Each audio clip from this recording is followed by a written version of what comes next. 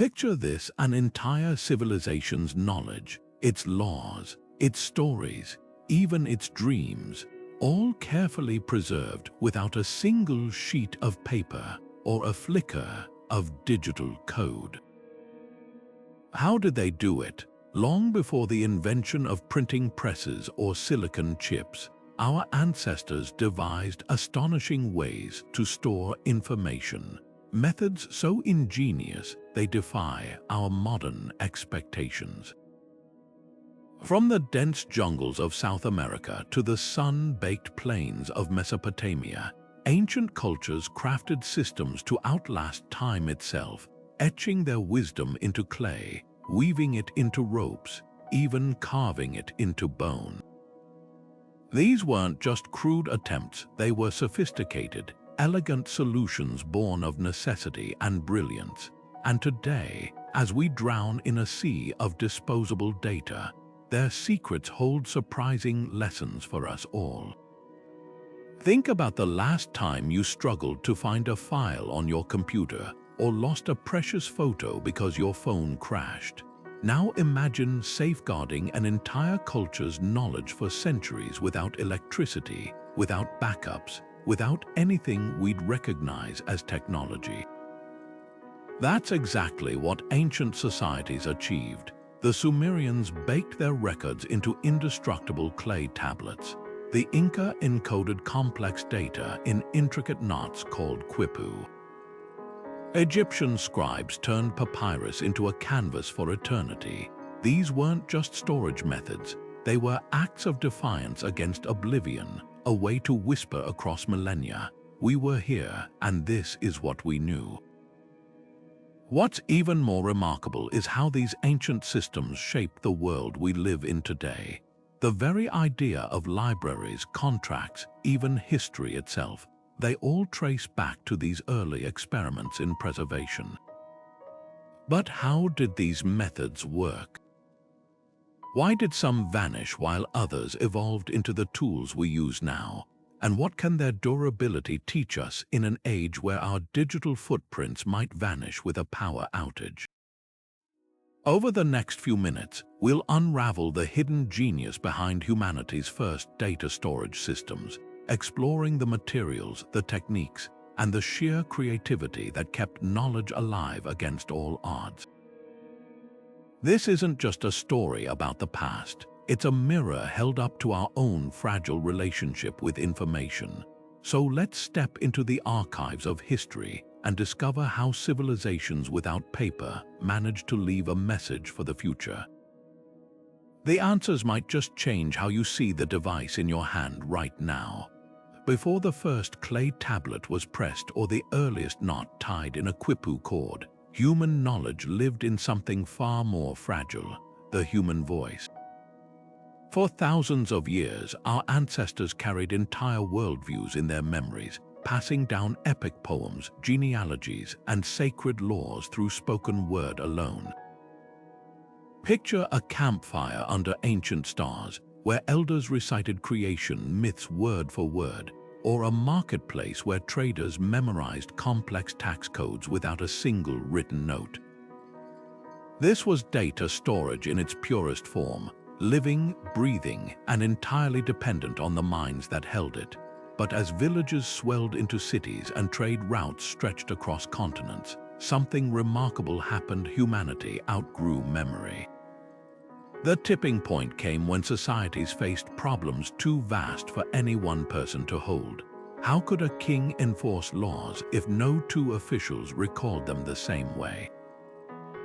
How could merchants track debts across years and borders without relying on fallible recollection?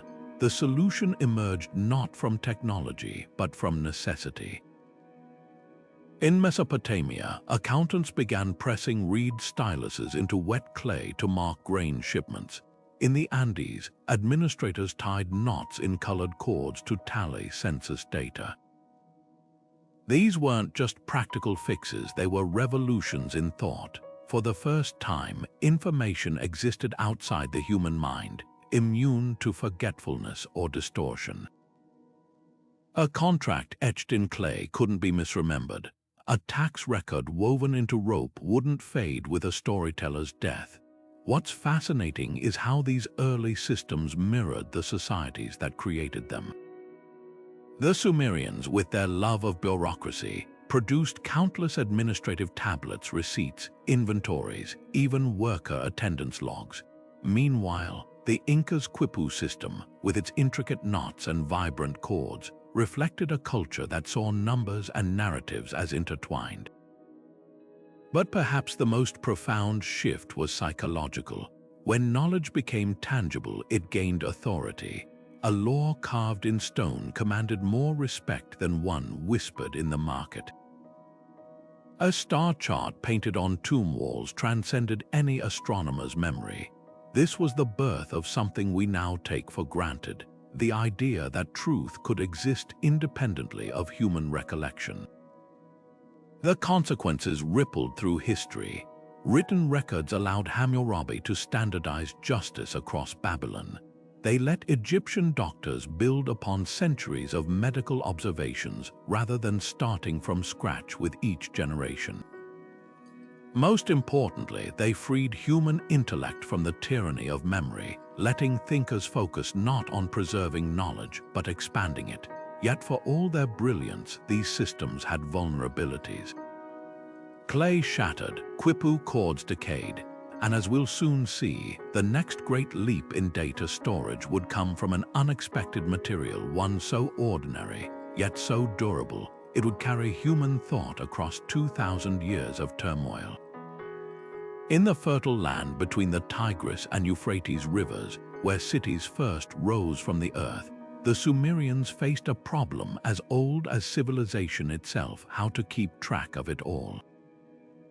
Their solution was as humble as the mud beneath their feet, yet as revolutionary as the wheel. They took wet clay, pressed marks into its surface with a reed stylus, and created the world's first permanent records. These weren't just scratches in dirt, they were meticulously organized data, baked into tablets that could outlast kings and empires. Imagine a merchant in 4,000 years ago, carefully notching a transaction for 30 measures of barley, unaware that his receipt would one day sit in a museum, whispering secrets of an ancient economy to modern scholars. What made these clay tablets extraordinary wasn't just their durability, but their versatility. The same material that recorded tax payments also preserved epic poetry like the tale of Gilgamesh, the oldest surviving story we know. Legal codes, school exercises, even personal letters, all found immortality in fired clay. The Sumerians didn't just invent writing, they invented the concept of external memory. A tablet could sit untouched for generations, then be picked up by a scribe who'd instantly understand its contents, thanks to standardized cuneiform symbols. This was a system so effective that neighboring cultures like the Babylonians and Assyrians adopted it for centuries, tweaking the script but keeping the clay. The real genius lay in their approach to preservation. Unlike papyrus or parchment, which decay in humid climates, clay tablets thrived in Mesopotamia's arid environment. When the Babylonians wanted to safeguard important documents, they didn't build fireproof vaults, they simply tossed tablets into kilns, turning them into ceramic time capsules. Archaeologists have found libraries where shelves burned away, leaving hundreds of tablets perfectly intact, their information unharmed by the disaster that destroyed the building around them. One such collection in Nineveh held over 30,000 tablets, a veritable ancient Wikipedia covering medicine, astronomy, and even humorous proverbs. But perhaps the most striking lesson from these clay hard drives is how they shaped human thought itself. The act of pressing symbols into clay forced scribes to distill complex ideas into concise, repeatable forms, a cognitive leap as significant as the invention of writing. Laws became codified rather than arbitrary.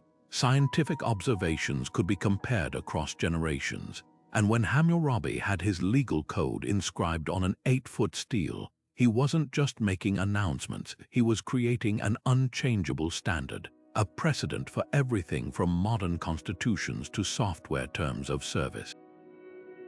The medium shaped the message, and the message shaped civilization. Yet for all their resilience, clay tablets had limits. They were heavy to transport, time-consuming to produce, and required trained scribes to read.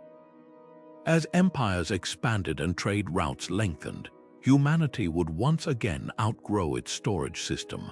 But the legacy of those first data pioneers endures not just in museums, but in the very idea that knowledge can be made permanent, that a thought captured in physical form can bridge millennia. The next revolution in information storage would come from an even more unlikely material, one that floated on water, bent without breaking, and transformed the ancient world as profoundly as silicon chips transformed ours. While Mesopotamians relied on bulky clay, Egyptian innovators turned to the marshes along the Nile for a storage medium, as light as a whisper yet capable of lasting millennia. Papyrus wasn't just an improvement, it was a revolution. Picture the stalks of the papyrus plant, tall as a person, being harvested and transformed into something extraordinary. Workers sliced the pith into thin strips, layered them crosswise, and pressed them into sheets that dried under the blazing sun. The result, a writing surface so smooth, so portable, it made clay tablets seem like ancient relics overnight. What made papyrus truly transformative was how it democratized knowledge. Unlike clay, which required kilns and scribes skilled in cuneiform, papyrus could be inscribed quickly with ink made from soot and gum. A single scroll could hold an entire epic poem or a year's worth of tax records, rolled up and tucked into a traveler's satchel. The implications were staggering. For the first time, ideas could travel as fast as a ship sailing the Mediterranean or a caravan crossing the desert. Medical knowledge from Thebes reached healers in Greece. Mathematical theories born in Alexandria spread to builders in Rome. Papyrus didn't just store information, it accelerated its spread like nothing before. The scale of Egypt's paperwork would astonish even modern bureaucrats.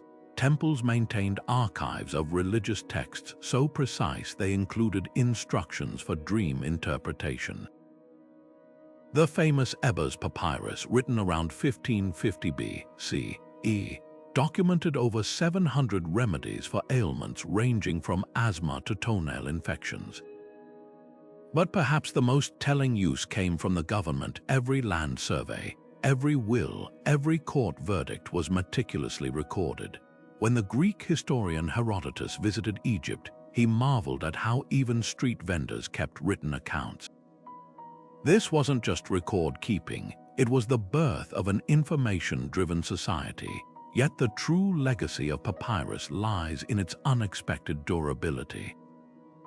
Buried in dry desert tombs or sealed in clay jars, scrolls survived conditions that would destroy modern paper. The Villa of the Papyri in Herculaneum, carbonized by the eruption of Vesuvius, preserved an entire library of philosophical texts, their words still legible under infrared light. Even as parchment and later paper replaced papyrus, its influence endured. The very word paper derives from papyrus, and the scroll format shaped how we organize information to this day, from Torah scrolls to digital scrolling on screens. But no technology reigns forever. As empires grew, the once plentiful papyrus plants became overharvested, and the secrets of their production faded. Yet for 3,000 years, this humble reed gave humanity something priceless, a way to make knowledge as fluid as the Nile's currents, carrying the thoughts of the past into an ever-widening future. And as we'll see next, another civilization was quietly perfecting a storage system so complex, so elegant that modern scholars are still unraveling its secrets, one knot at a time. In the bustling forums of Rome and the philosophical schools of Athens, another quiet revolution in data storage was unfolding, one that balanced permanence with practicality. Wax tablets might seem primitive compared to clay or papyrus, but their design was remarkably sophisticated. Imagine a wooden frame, its recessed surface filled with beeswax, dark enough to contrast with the stylus's pale scratch marks. With a quick swipe of the flat end of the writing tool, the wax could be smoothed and reused instantly, an ancient version of hitting delete long before the digital age. These weren't just rudimentary tools, they were the backbone of daily life in the classical world. Schoolchildren practiced their letters on them, their mistakes vanishing with a warm palm. Merchants jotted down sales figures during market hours, then erased them at day's end. Even Cicero drafted his speeches on wax tablets, refining his words before committing them to more permanent mediums. The convenience was unparalleled, lightweight, weather-resistant, and endlessly reusable. A single set of tablets could serve a lifetime, making them the ultimate sustainable technology. What's often overlooked is how wax tablets democratized literacy.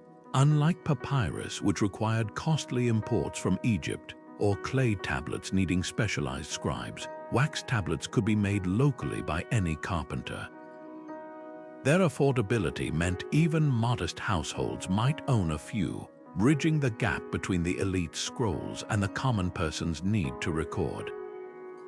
Legal documents from Pompeii show wax tablets used for everything from marriage contracts to loan agreements, often tied together with cords and sealed as tamper-proof bundles. The genius of the system lay in its flexibility. Important records could be preserved by scraping the wax smooth and rewriting, while trivial notes, like shopping lists or arithmetic exercises, were casually erased. Some tablets even featured multiple wax layers, allowing for backups of critical information. Archaeologists have uncovered tablets with indentations still visible beneath fresh wax, ghostly echoes of earlier messages, proof that even ancient users understood the value of version control. Yet wax tablets also reveal a fascinating tension in ancient attitudes toward information. While cultures like the Sumerians and Egyptians prized permanence, the Greco-Roman world embraced the ephemeral. A wax tablet's very impermanence made it ideal for brainstorming, negotiation, and iteration processes we now associate with digital notepads. It's no coincidence that the Latin word for tablet, tabula, gives us both table and tab, concepts central to modern computing. As the Roman Empire expanded, so did the tablet's uses. Military commanders carried them for dispatches, their wax immune to rain. Doctors noted symptoms during rounds, their diagnoses erasable as conditions changed. Even the famed Library of Alexandria likely used wax tablets as scratch paper for scholars annotating scrolls. But perhaps their most enduring legacy was pedagogical. Centuries before whiteboards, they gave students a space to think, experiment, and learn without fear of permanent error. The story of wax tablets reminds us that innovation isn't always about creating something everlasting.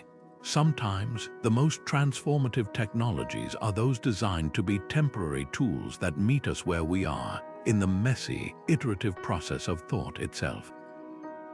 And as we'll soon discover, halfway across the world, another civilization was perfecting a storage system so intricate, it turned knots into a language and strings into a database. High in the Shang dynasty palaces of ancient China, a ritual unfolded that would preserve knowledge in the most unexpected way. Through fire and bone, diviners took the shoulder blades of oxen or the flat undersides of turtle shells, polished them smooth, then pressed hot metal rods into their surfaces until cracks spiderwebbed across the bone. To modern eyes, this might seem like destruction, but to the Shang kings, these fractures were divine messages, answers from ancestors about harvests, wars, and royal fortunes.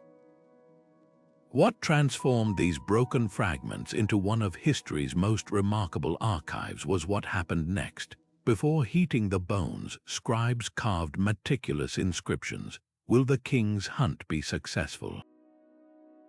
Will the childbirth go well? And after the cracks appeared, they often added the actual outcomes, turning each piece into a celestial cue and a session frozen in time. The sheer volume of information preserved in these oracle bones is staggering. Over 150,000 fragments have been discovered, some dating back to 1200 BCE, making them the oldest surviving corpus of Chinese writing. But they're far more than just historical curiosities. These bones are snapshots of an entire worldview where the earthly and spiritual realms constantly converse. Astronomy records detail eclipses that modern scientists can verify. Genealogies list kings whose existence was once considered mythical.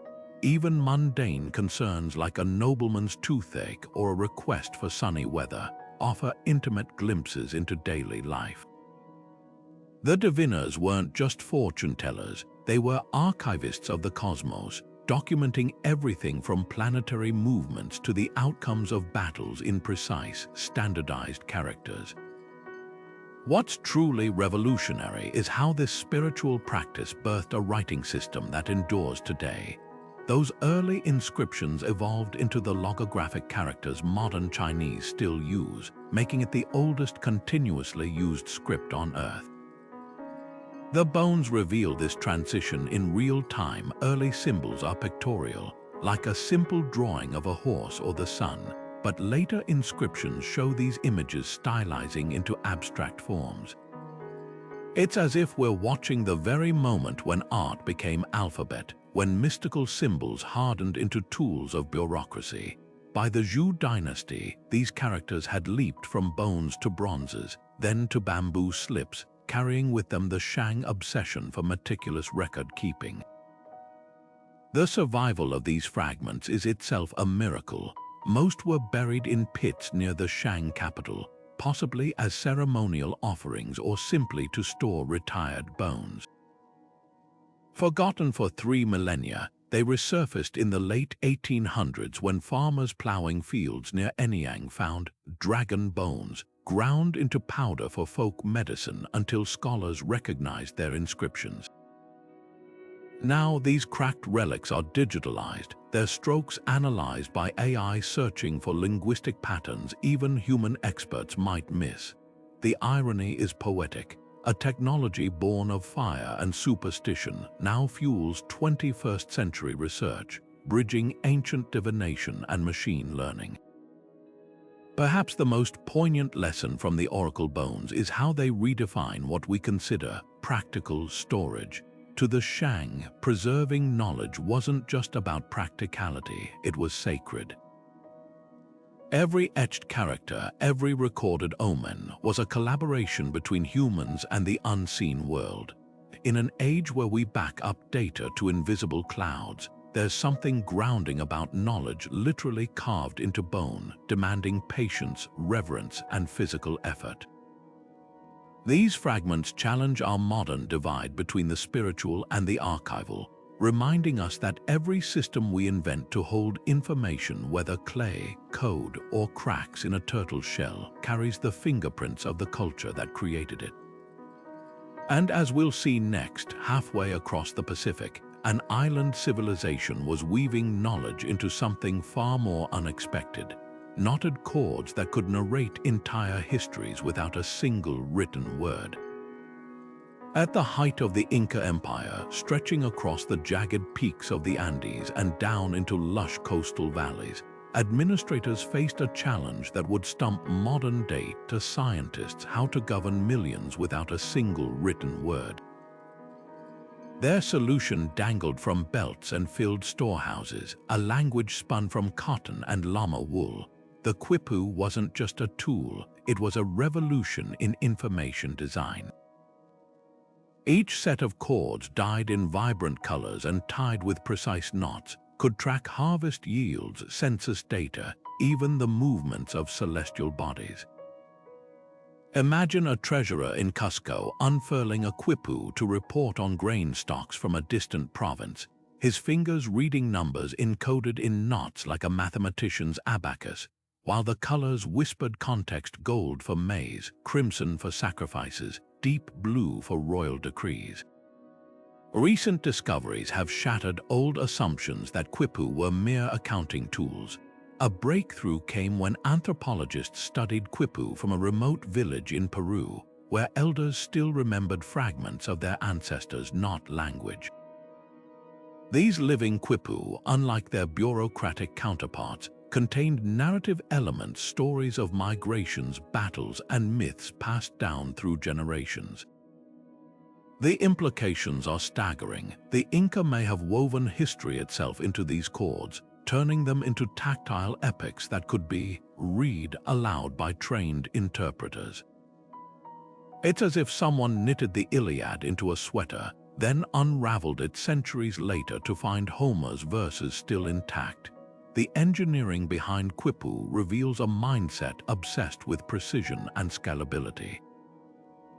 Primary chords served as spines for pendant strings, each knot's position representing units, tens, hundreds.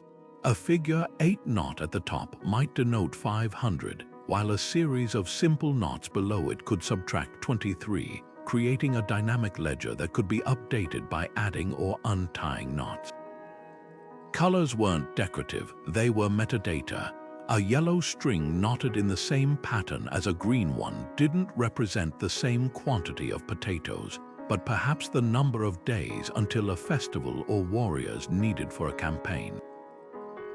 This was multidimensional data storage, where a single quipu could condense the information of a dozen scrolls into something lightweight enough to be carried by a runner along the empire's famed road system.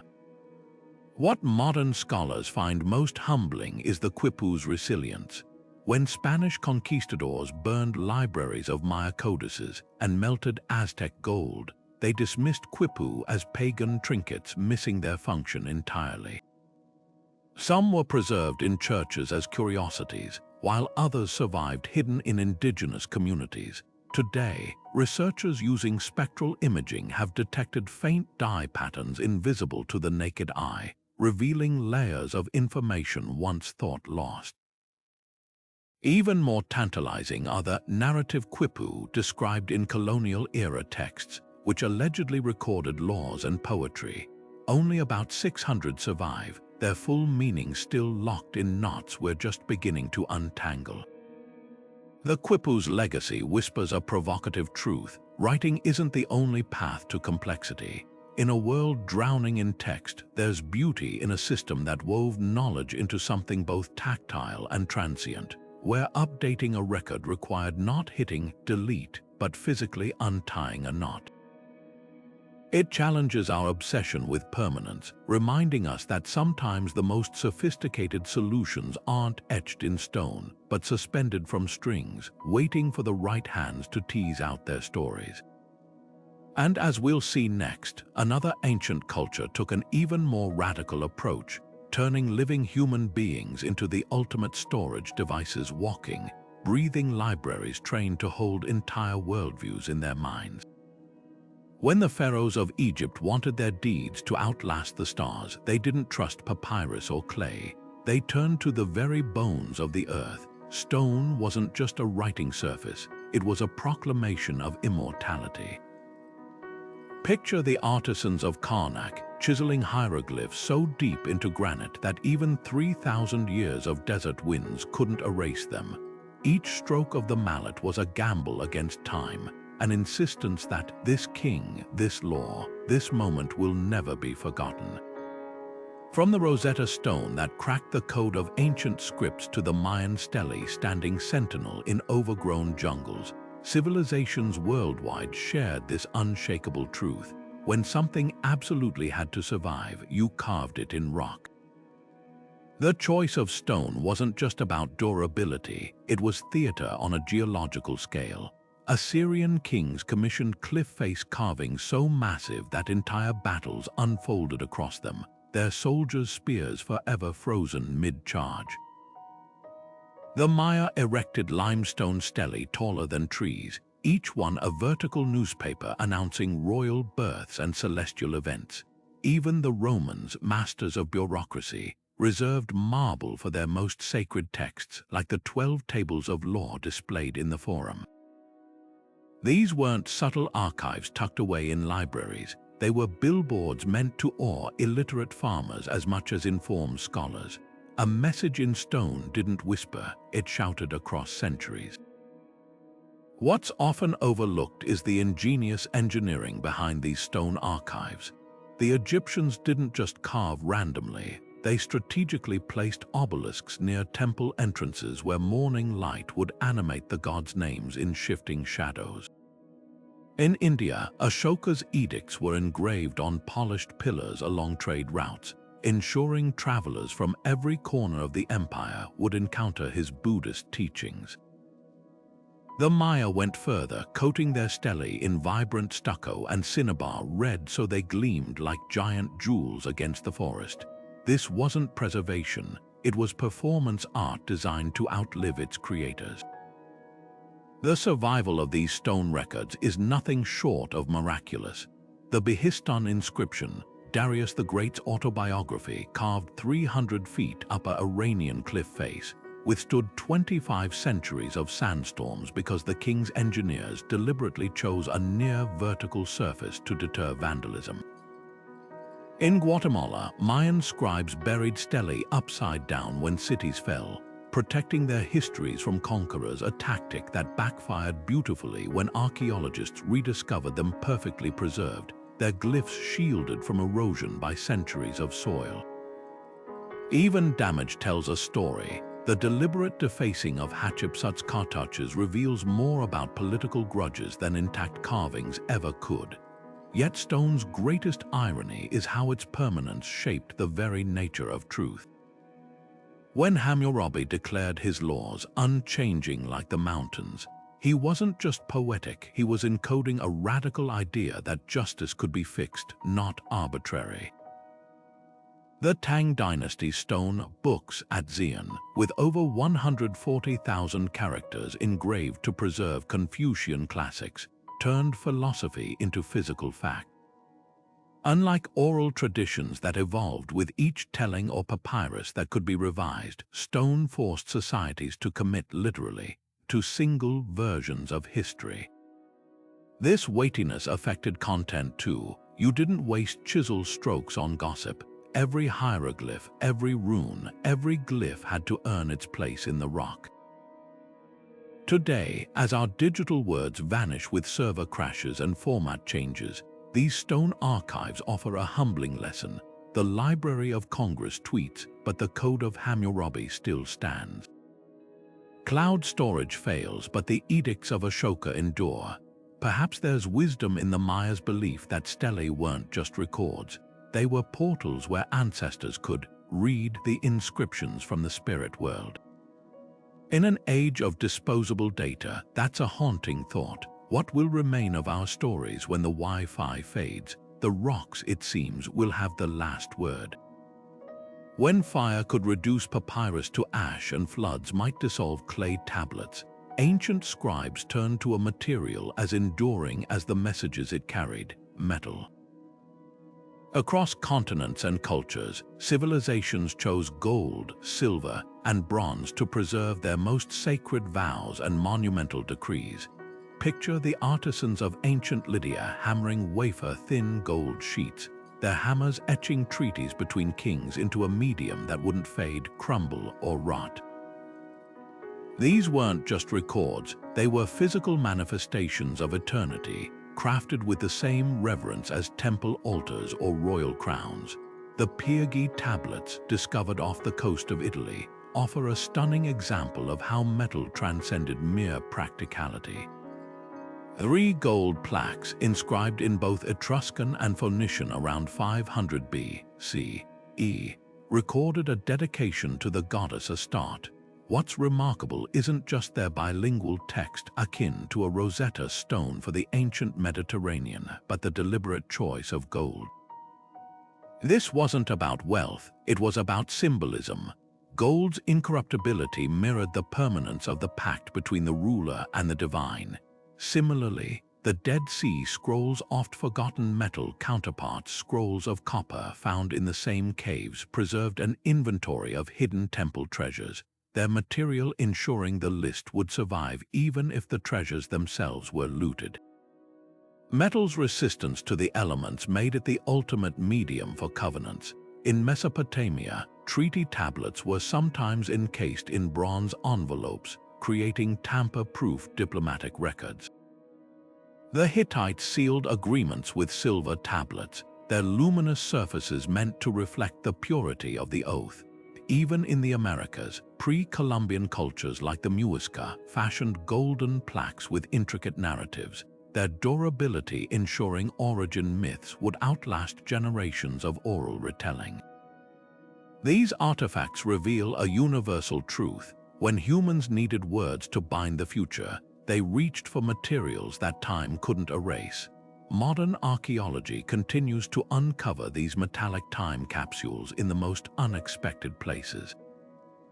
A farmer plowing a field in Bulgaria might unearth a Paleo-Christian lead scroll, its cryptic prayers still legible after 16 centuries. Divers off the coast of Sicily recently salvaged bronze tablets from a shipwreck, their cargo of legal texts preserved by seawater that would have destroyed parchment. Each discovery peels back another layer of ancient ingenuity, like the Jin dynasty's silver folios buried with emperors, their surfaces detailing celestial maps meant to guide rulers in the afterlife. What's most striking is how these metals shaped the very nature of the messages they carried. The cost and labor involved meant every word had to earn its place. Unlike clay tablets where a scribe might jot down a grocery list, metal records were reserved for the extraordinary constitutions, prophecies, divine revelations. The Book of Mormon's narrative of golden plates, whether taken as scripture or legend, taps into this deep-seated human instinct that some truths are too vital to entrust to perishable materials. The legacy of metal as memory endures in surprising ways. Modern data centers now experiment with storing digital information on nickel plates, using lasers to etch data at nanoscale, an eerie echo of ancient scribes hammering vows into bronze. It seems no matter how advanced we become, when humanity faces the abyss of oblivion, we still reach for the unyielding brilliance of metal to whisper across the ages. While emperors commissioned monuments in stone and merchants safeguarded contracts on bronze, the true engine of ancient bureaucracy hummed along on something far more ordinary: wooden slats.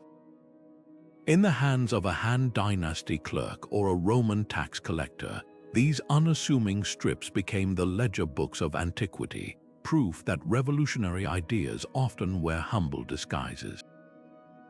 Imagine a merchant in Chang'an tallying silk shipments on bamboo slips strung together with hemp twine, or a centurion on the Rhine frontier scribbling troop movements on wax-coated fur tablets. These weren't just writing surfaces, they were the spreadsheet files of their day, turning forests into filing cabinets. What made wood so transformative was its sweet spot between durability and accessibility. Unlike papyrus, which required Nile reeds or clay needing specific deposits, trees grew nearly everywhere. A single log could yield dozens of slats, smooth, lightweight, and ready for ink or stylus. The Qin dynasty took this efficiency to staggering extremes, standardizing bamboo slips to exactly 23 centimeters long by 1 centimeter wide, creating the ancient equivalent of uniform printer paper. Archaeologists at Lehigh discovered 17,000 such slips in a single well, preserving everything from criminal trials to grain tax rates with bureaucratic precision that would make modern accountants blush. The real genius lay in how wood adapted to different needs. In damp climates like Britain, wax-coated tablets repelled rain, their surfaces easily refreshed with a heat lamp. The Vindolanda tablets, thin postcard-sized wood slices from a Roman fort near Hadrian's Wall, reveal soldiers requesting socks and officers' wives sending dinner invitations, their cursive Latin still visible under infrared scans. Meanwhile, China's bamboo slips evolved into complex systems where notches on the edges allowed quick sorting, like an ancient version of tab dividers. Some were even color-coded, with red slips marking urgent documents and black for routine records. This affordability changed who got to participate in the written word. Where stone inscriptions were reserved for elites and metal for sacred oaths, wooden slats empowered shopkeepers, farmers, and low-ranking officials. A Pompeian baker could scratch his bread orders on a cheap pine board. A minor clerk in the Han administration might spend his days threading completed slips onto cords to create scroll-like bundles, each one a tangible piece of workflow before the age of paperclips. The sheer volume of surviving wooden records suggests literacy rates were likely higher than we once assumed, precisely because the barrier to entry was so low. Yet wood's greatest legacy might be how it shaped the very structure of information. Those early bamboo slip bundles in China weren't just storage. They pioneered the codex format centuries before bound books. Archaeologists have found medical texts where flipping slips in sequence created an interactive diagnostic guide, not unlike swiping through a modern app. Legal codes arranged on wooden grids allowed quick cross-referencing of statutes, anticipating hyperlinked text by 2 millennia. Even the Roman military's personnel files, with wooden tabs dividing soldiers' service records, feel eerily familiar to anyone who's used a filing cabinet. The survival of these wooden archives often depended on pure luck. A fire that carbonized tablets in Herculaneum actually preserved them, while waterlogged soil at Vindolanda prevented decay. But their influence is undeniable. Every time you jot a grocery list on the back of an envelope or swipe through an e-reader, you're channeling the spirit of those ancient clerks who proved that knowledge doesn't need gold or granite to endure, just ingenuity and maybe a good sharp knife. In the hushed scriptoria of medieval monasteries and the imperial workshops of Tang China, two materials elevated writing from mere record-keeping to an art form: parchment and silk. While commoners used wood scraps or wax tablets, these luxurious surfaces became the canvas for humanity's most revered texts, blending durability with breathtaking craftsmanship. Picture a scribe in Constantinople stretching sheepskin across a frame, scraping it thin until it achieved the perfect translucency for gold leaf illuminations, or a Chinese calligrapher dipping his brush to glide across silk so fine the ink bloomed like a flower in water. This wasn't just writing, it was alchemy, transforming animal hides and moth cocoons into objects of reverence. Silk's journey from loom to literature reveals how necessity shapes innovation. As early as the Warring States period, Chinese nobles commissioned edicts on silk scrolls lightweight yet strong enough to endure centuries in tombs. The material's smoothness allowed brushes to dance across its surface, giving birth to the flowing strokes of classical calligraphy that became an art form unto itself. But silk's true triumph was its versatility. A single scroll could hold a landscape painting on one side and poetry on the reverse, creating multisensory experiences. When Buddhist sutras traveled the Silk Road, monks chose silk for their sacred texts, knowing the fabric could survive mountain passes and desert winds that would reduce papyrus to dust. Meanwhile, in the West, parchment emerged from an intellectual crisis. After the Ptolemies blocked papyrus exports from Egypt, Pergamon's librarians perfected a technique of curing animal skins into a surface both supple and nearly indestructible. The result was revolutionary. Unlike brittle papyrus, parchment could be folded into book pages, erased with pumice, and reused, though traces of earlier texts often lingered beneath, creating eerie palimpsests that modern imaging technologies now decode. The Codex Sinaiticus, one of the oldest complete Bibles, owes its survival to Parchment's resilience, its pages still crisp after 16 centuries. What set these materials apart was how they married function with prestige. In China, silk manuscripts were often dyed imperial yellow or embellished with vermilion seals, their very appearance declaring authority. European illuminators ground lapis lazuli into blue ink so vivid it outshone the stained glass windows of cathedrals. This wasn't just storage, it was theater. When Charlemagne received diplomatic letters on purple-stained parchment with silver ink, the medium conveyed power before a single word was read. Even the textures told stories. The velvety nap of vellum made from calfskin versus the pebbled surface of goatskin, each chosen for specific types of texts. The legacy of these luxury surfaces lingers in surprising ways.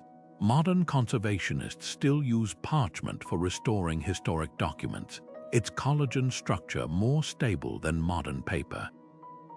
And when NASA needed a material to protect lunar samples from contamination, they turned to a silk-based film, proving that sometimes the old ways are still the best. These materials remind us that knowledge isn't just about content, it's about craft, about honoring ideas with vessels worthy of their importance. And as we'll see next, all these experiments in permanence were leading toward one invention so transformative, it would democratize knowledge forever, a humble triumph born of rags and pulp. In the sun-drenched agora of ancient Athens, where philosophers debated and merchants haggled, democracy took an unexpectedly humble form: broken pieces of pottery. These discarded fragments, called ostraka, became the ballots of history's first recorded ostracisms, proving that even trash could shape the fate of nations. Picture a citizen carefully scratching the name of a powerful politician onto a curved shard, his vote literally etched into clay.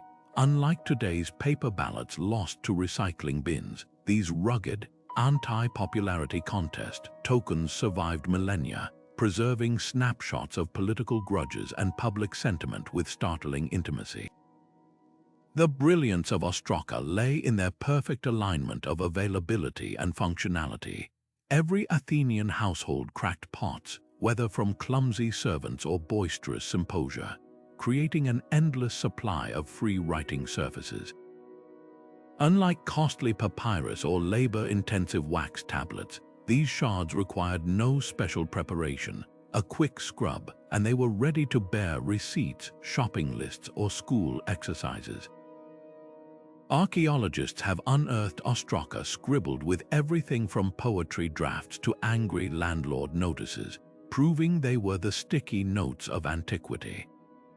But their most dramatic role came during ostracism votes, where citizens would inscribe the name of any leader they deemed too powerful for the Republic's good. 6,000 validated shards against you, and you'd face a 10-year timeout from Athens, an early check against tyranny written in pottery ink. What makes these ceramic records so revealing is their unfiltered humanity. Some ostraka bear meticulous letters, clearly carved by educated hands, while others show shaky, misspelled names, evidence of working-class citizens participating in democracy's earliest experiments. A few even include doodles, like one shard depicting the unpopular politician Megacles comically riding a dolphin. The system wasn't foolproof. Historians suspect some elites pre-scratched batches to rig votes, but the sheer volume of surviving ostraka, over 11,000 just from the Kerameikos excavations, offers a granular view of Athenian society no official chronicle could match. Beyond politics, ostraka reveal the rhythms of daily life. Tavern keepers tracked debts on them, their porous clay absorbing spills alongside figures. Teachers handed them to students for grammar drills, the rough texture teaching children to steady their strokes. Even the famed playwright Aeschylus reportedly drafted scenes on pottery shards, their irregular edges forcing conciseness. This was sustainability before the term existed, a culture that saw potential in what others discarded, transforming broken vessels into vessels of thought. Modern archaeology continues to mine these humble fragments for insights. Recent spectroscopic analysis of ostraka from the Athenian agora detected traces of wine and olive oil, hinting at their former lives as tableware before becoming ballots. Others found in wells bear hastily scribbled messages tossed away like ancient text messages. "Meet me at the docks at sunset," or "Pay the midwife 3 drachmae." Each shard is a time capsule, proving that sometimes history's loudest voices come not from marble monuments, but from the cracks of everyday life. The legacy of ostraka challenges our obsession with permanence. Where pharaohs built pyramids and emperors erected bronze tablets, Athenian democracy trusted its future to baked mud, fragile, disposable, yet enduring in ways its creators never imagined. In an age drowning in digital ephemera, there's poetic justice in how these repurposed scraps outlasted empires, reminding us that the humblest materials can bear the weightiest truths. And as we'll see next, another civilization was turning nature's bounty into books, crafting pages not from clay or silk, but from the very skin of trees, an innovation so transformative it would become synonymous with knowledge itself. Bamboo strips, smooth as polished bone and thin as a knife blade, became the pages of China's first libraries long before books existed as we know them. Picture a scribe of the Han Dynasty threading hundreds of these strips with silk cords, creating a flexible volume that could be rolled like a scroll or folded like an accordion. Each strip held a single column of brushstrokes, their edges notched to prevent misalignment, transforming what might have been a pile of kindling into a sacred text or legal code. This wasn't just storage, it was a revolution in how knowledge could be organized, accessed, and preserved. The real magic of these bamboo books lay in their modular design. Unlike rigid clay tablets or fragile papyrus scrolls, tied strips allowed for updates and revisions. A scholar could untie a section, replace a single slat with corrected text, and rethread the cords without rewriting the entire work. Archaeologists at Shuahudi uncovered Qin Dynasty legal manuals using this system, where amendments to penal codes were seamlessly integrated years after the original compilation. Some medical texts even color-coded strips by topic, yellow for herbal remedies, black for acupuncture points, creating an early form of chapter indexing. The convenience was undeniable. A single set of bamboo slips could hold the equivalent of 50 modern pages, yet weigh less than a stone tablet and survive spills that would ruin papyrus. What's often overlooked is how this format shaped Chinese thought itself.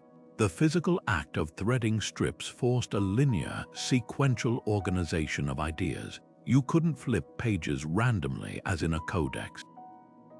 This encouraged philosophies like Confucianism to develop in carefully structured progressions, with concepts building logically from one strip to the next. The Analects themselves may have first existed in this form, their aphorisms originally meant to be unfurled and contemplated piece by piece.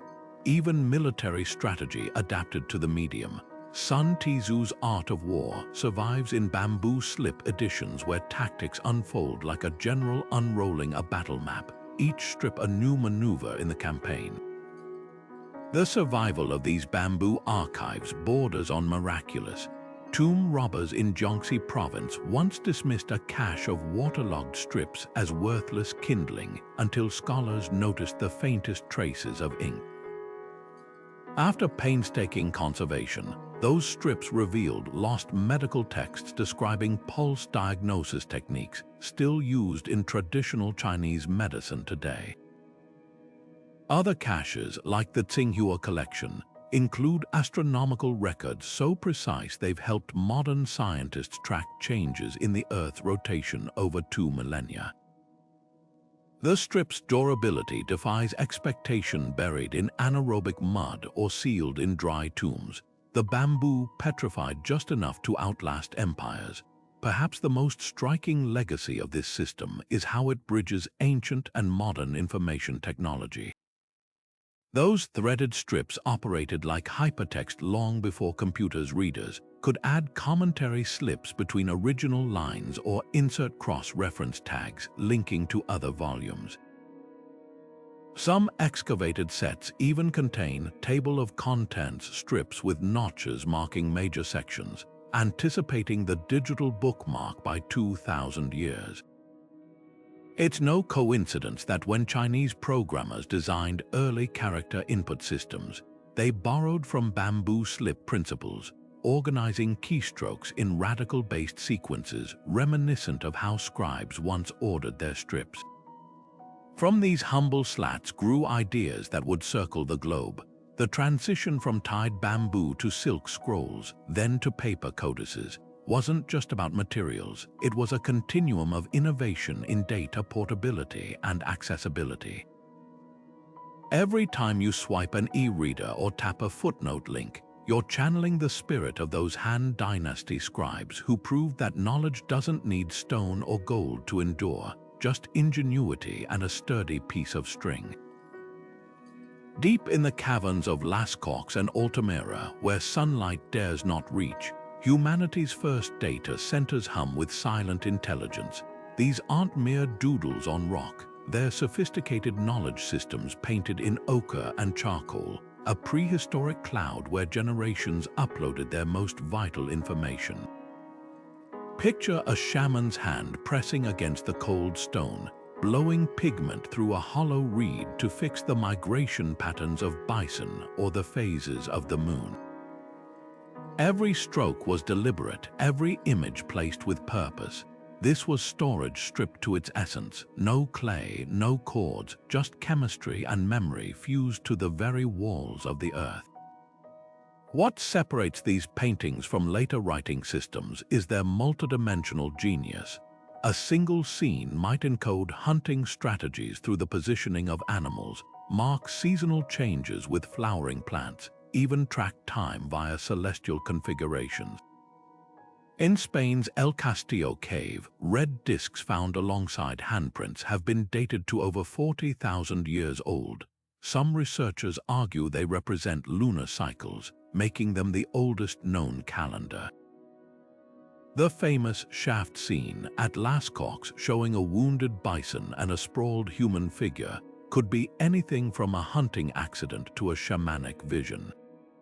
Like QR codes etched in mineral pigments, these images held layers of meaning accessible only to those trained to read them.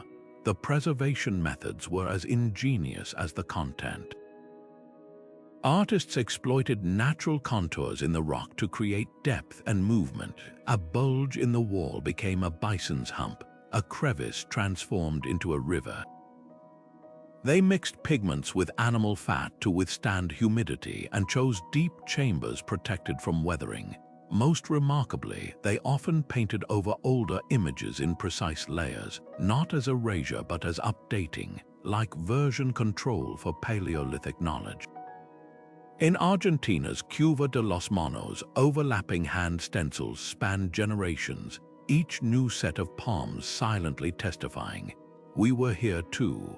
Modern researchers armed with multispectral imaging are discovering how much we've underestimated these ancient archives. What appear as simple animal outlines often conceal hidden figures revealed only under specific light wavelengths, a form of prehistoric encryption.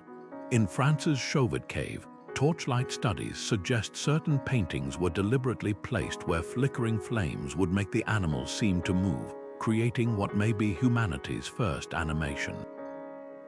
Some sites even show evidence of acoustic hotspots, where the cave's natural echoes enhanced ritual retellings of the image's stories, blending visual and oral tradition into an immersive experience.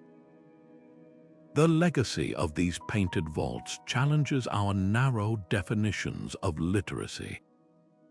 When a Warlpiri elder in Australia explains how his people's rock art maps water sources and sacred sites across hundreds of miles, or when a San bushman decodes hunting scenes in South Africa's Drakensberg that match oral traditions passed down 30,000 years, we're witnessing living keys to ancient data systems. These weren't just pretty pictures, they were geolocated survival manuals, spiritual textbooks, and community archives rolled into one. Perhaps the most humbling realization is how these caves functioned as collaborative platforms long before the digital age. Unlike later writing systems controlled by elites, cave art appears collective, different hands adding to compositions across centuries. The pigments themselves traveled incredible distances. Manganese dioxide used in French caves came from deposits over 150 miles away, proving these early data centers were worth extraordinary effort. As our own cloud servers flicker with ephemeral tweets and vanishing snaps, there's wisdom in those enduring mineral messages sometimes. The best way to save something forever is to entrust it to stone and story, to make memory physical enough to outlast civilizations. Imagine holding the entire Iliad in your mind, not just scattered verses, but every word in perfect order, ready to recite for hours without a single mistake. This wasn't fantasy for ancient scholars, it was routine, thanks to a mental storage system so powerful it turned the human brain into a living library. The secret, memory palaces, a technique where information is mentally placed inside imaginary buildings, allowing recall with pinpoint accuracy. Cicero himself mastered this method, using the columns of Roman villas to anchor legal arguments, while Greek poets visualized epic stanzas lining palace corridors like shelves of scrolls. No clay, no parchment, just the untapped potential of the mind. This cognitive technology worked by hijacking our brain's innate knack for spatial navigation. Just as you remember every turn from your kitchen to bedroom, ancient orators associated facts with specific locations. A statue might hold a political speech's introduction, a courtyard fount in its climatic conclusion. The poet Simonides supposedly discovered this after a banquet hall collapse. By mentally reconstructing the room, he could identify each crushed guest based on where they'd been seated. From this tragedy bloomed a revolutionary insight. Our minds cling to places more fiercely than abstract lists. Medieval scholars took this further, memorizing entire theological summi by walking through Gothic cathedrals in their imagination, each chapel housing a different doctrinal argument. What's astonishing is how these techniques enabled feats that dwarf modern digital storage in elegance. Seneca the Elder could repeat 2,000 names in order after hearing them once, while Persian Zoroastrian priests preserved 17,000-word sacred texts verbatim across generations without writing a single letter. The method's flexibility was limitless. A doctor might store herbal remedies in an imaginary garden, their properties recalled by plucking mental flowers. Even today, memory athletes use these ancient principles to memorize shuffled decks of cards in minutes, proving our neural hardware hasn't changed, just our training. The real genius lay in how memory palaces transformed forgetting from weakness into feature. Unlike stone inscriptions that couldn't be updated, mental architectures allowed constant revision. A Byzantine historian might move inaccurate battle accounts to a demolition wing while adding fresh chronicles to newly constructed annexes. This dynamic system mirrored how oral cultures actually think. Aboriginal songlines encode navigation across thousands of miles in melodies tied to landscape features, just as Polynesian voyagers memorized star paths as roads across the ocean. Knowledge wasn't frozen, it lived and adapted like the minds holding it. Modern neuroscience confirms why these techniques worked so well. The hippocampus, our brain's GPS, strengthens memories when linked to physical movement and spatial relationships. Functional MRI scans show mental walkers activating visual, tactile, and navigational networks, simultaneously creating multidimensional recall far stickier than rote memorization. The irony is palpable. Ancient scholars understood cognitive science better than many modern educators, turning their skulls into hyper-efficient data centers without a single server rack. Yet memory palaces reveal a deeper truth about how cultures value knowledge. In societies where literacy was rare, mental storage wasn't just practical, it was sacred. Hindu Vedic priests still undergo 12-year trainings to chant scriptures with perfect phonetic precision, believing sonic accuracy channels divine power. Tibetan Buddhist monks debate metaphysics for hours without texts, their arguments honed through mental sparring. These traditions remind us that some truths resist being pinned to pages. They must live in breath and synapse to retain their potency. As our devices remember everything and we remember less, these ancient mental architects whisper a challenge. Perhaps real wisdom isn't about storing more, but knowing what's worth embedding in the marrow of your mind. The next time you struggle to recall a password, consider this: your brain has hallways waiting to be filled with wonders, if only you'd give them keys. The Library of Alexandria wasn't just a building, it was an audacious dream carved in marble and papyrus, a declaration that every idea worth preserving could live under one roof. Picture the bustling harbor where ships from Athens, Babylon, and beyond were boarded by royal agents, not to seize cargo but to borrow books. Every scroll on board was copied by teams of scribes, the originals kept for the library's collection while duplicates were returned to grateful captains. This wasn't mere hoarding, it was the ancient world's most ambitious crowdsourcing project, transforming Egypt's capital into the planet's first search engine long before silicon chips or fiber optics. At its peak, the library's 500,000 scrolls represented something unprecedented, a centralized repository where Greek geometry met Egyptian medicine, where Persian astronomy conversed with Indian mathematics. The head librarian Callimachus created the Pinax, a 120-volume catalog so detailed it included author biographies and subject classifications, effectively inventing metadata 22 centuries before hashtags. Scholars worked in specialized wings: the Museum for Literary Studies, the Anatomium for medical research, even a perforated tower for tracking celestial movements.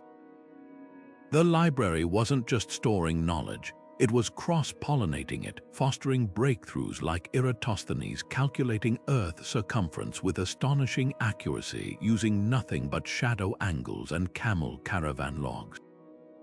The parallels to modern data systems are uncanny. Alexandria's scroll acquisition strategy mirrors today's web crawlers indexing digital content.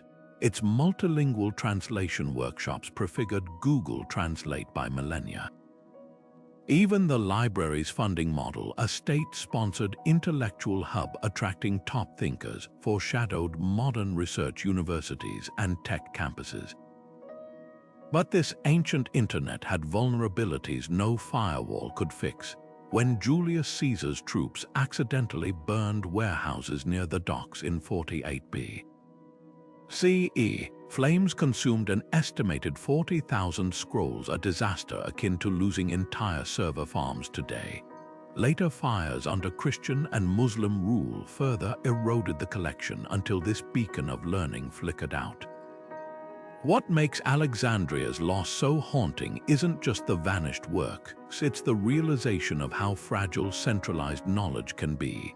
We now know titles like Aristotle's lost second book of Poetics or the complete histories of Berossus likely perished there, leaving gaps in our understanding of drama and ancient Mesopotamia. Yet the library's true lesson isn't about destruction, but distribution. Scrolls that survived did so because they'd been copied and scattered like the works of Hippocrates preserved in Byzantine monasteries or Euclid's Elements saved by Arabic scholars. This hard truth resonates in our digital age. Cloud backups and decentralized blockchains are just high-tech echoes of the ancient wisdom that knowledge survives only when shared widely enough to outlast any single repository.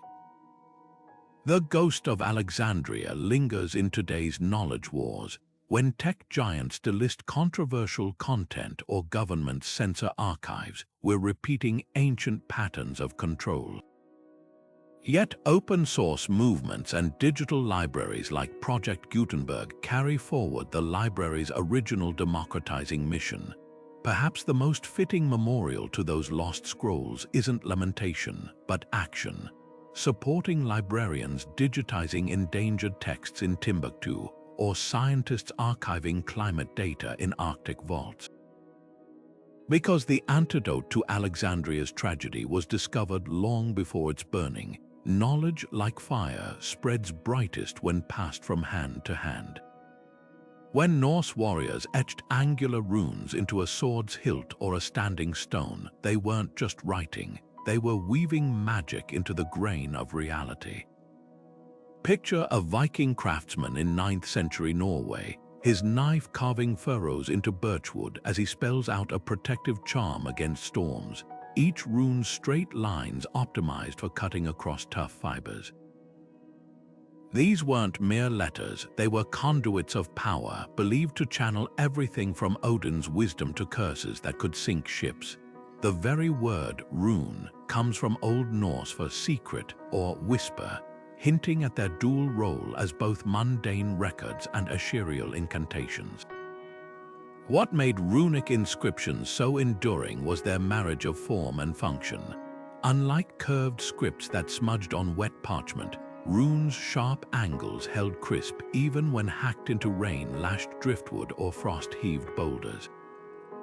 Archaeologists have found rune stones in Sweden so precisely carved that after 1,000 winters, their messages still gleam like fresh chisel work. Practicality bled into artistry. The Rurk runestone, weighing over 5 tons, zigzags its text in labyrinthine patterns, forcing readers to physically circle the monolith as they unravel its riddles of fallen kings and apocalyptic prophecies. This wasn't just storage, it was theater in stone. The content of these carvings reveals a society obsessed with legacy. While some inscriptions are straightforward, Thorgrim carved these runes, others pulse with drama. A spear shaft from Illuminated declares, "I am Wrath's messenger," transforming a weapon into a character in its own saga. The famous Björketorp runestone warns trespassers with a curse so vivid it still prickles modern spines. A sinister doom awaits the one who breaks this monument. Death will betray him, I foresee perdition. Even everyday items got the epic treatment. A wooden comb from Gotland bears the self-aware inscription, "I am called Scratcher." I cling to hair. Runes' survival in hostile environments makes them historical goldmines. Where Mediterranean scrolls crumbled in damp climates, Norse messages endured inside burial mounds and beneath peat bogs. The Briggen inscriptions from Bergen, Norway, over 600 rune-covered sticks and bones preserve medieval shopkeepers' IOUs, love notes, even a cheeky poem about a flirtatious encounter. Because runes were often carved on disposable objects like animal bones or tool handles, they capture slices of life most histories miss. A 14th century stick from Oslo complains, "Jida says you should go home," while another lists a shopping list for fish and flour. The mystical dimension of runes sets them apart from other ancient scripts. Norse myths claim Odin himself discovered the runes after hanging 9 nights from Yggdrasil, the world tree, in a shamanic trance. This sacred origin bled into daily use. Amulets like the Lindholm bone piece stack, runes in cryptic sequences believed to summon protection or fertility. Some inscriptions are deliberately garbled, possibly to hide spells from the uninitiated or to amplify their power through obscurity. Even after Scandinavia Christianized, runes clung to life as occult symbols. A 12th century Danish church wall bears both crosses and a runic plea to Thor to hallow these runes. Modern breakthroughs are cracking runic codes that baffled scholars for centuries. Multispectral imaging recently revealed faint runes on the Spalösa stone in Sweden, exposing hidden verses about a forgotten battle. Linguists now recognize that some seemingly nonsensical inscriptions are actually encrypted. The Jörtenvilla code, for instance, substitutes runes for the last sound in their names, so the rune fehu, meaning wealth, represents the u sound. Even more tantalizing are the ghost runes found in Greenland, where UV light exposes vanished carvings in sun-bleached wood, offering new clues about Viking expeditions to North America. The legacy of runes whispers through our digital age. Their angular aesthetic inspired Tolkien's dwarf script in The Lord of the Rings, while their binary-like simplicity, each rune representing both a letter and a concept, anticipates modern emoji and QR codes. There's poetic justice in how these hardy symbols, born to withstand Scandinavian winters, now thrive in new forms, laser-etched into jewelry, tattooed on skin, even encoded into blockchain ledgers. They remind us that writing was never just about communication, it's about etching our presence onto the world, whether in stone or silicon, shouting across time, "I was here." Across the vast red deserts and eucalyptus forests of Australia, where compasses spin uselessly and GPS signals fade, Aboriginal cultures perfected a navigation system more precise than any satellite songlines. These aren't mere melodies but multidimensional maps, weaving geography, genealogy, and sacred lore into rhythmic verses that can guide a traveler hundreds of miles with pinpoint accuracy. Picture an elder teaching a child a song about the honey ant dreaming, each verse corresponding to specific rock formations, waterholes, and seasonal markers between Uluru and the sea.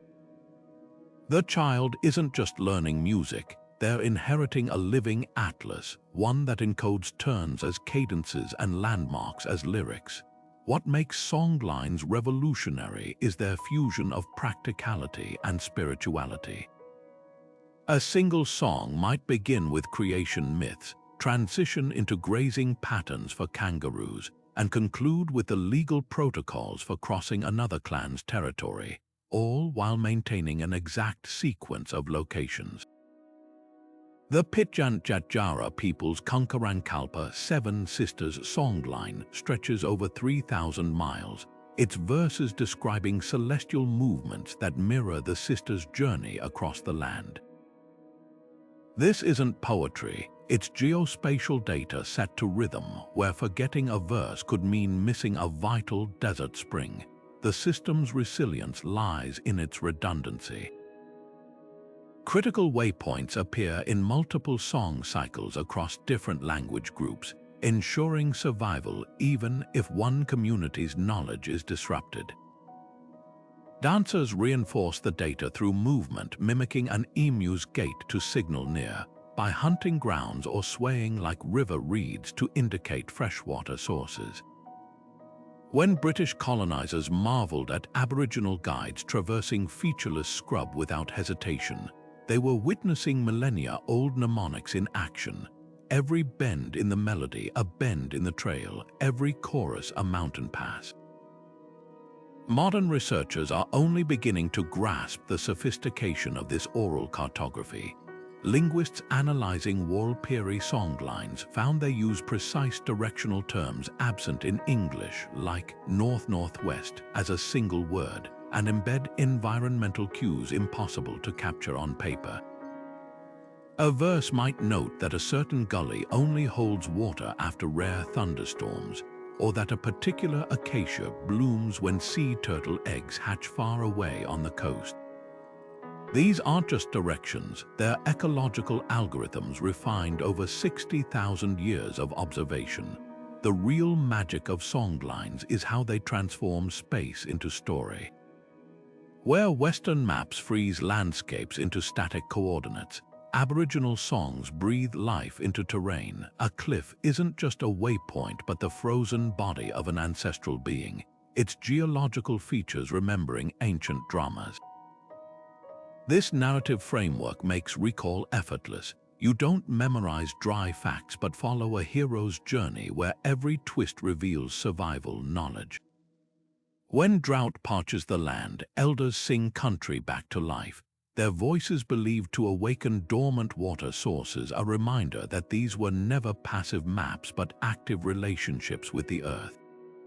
Today, as wildfires and mining threaten sacred sites, songlines face their greatest test. But in a stunning twist of resilience, Aboriginal communities are collaborating with astrophysicists to preserve this wisdom. The Star Songs Project records elders singing celestial navigation verses alongside telescope data, revealing how songlines encode astronomical knowledge, like the emu in the sky dark constellation that signals when to gather eggs. Meanwhile, virtual reality teams work with custodians like the Yolngu to create immersive songline experiences, ensuring the songs can still paint the ground for generations who may never walk the full routes. This living library challenges our obsession with physical archives. No fire can burn a songline, no flood wash it away, so long as there are voices to sing it and ears to learn.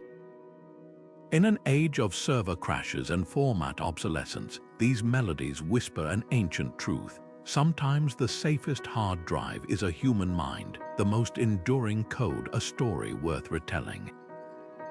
And as we'll see next, another culture turned memory itself into an unbreakable cipher, weaving secrets into textiles so vivid they could outlast empires.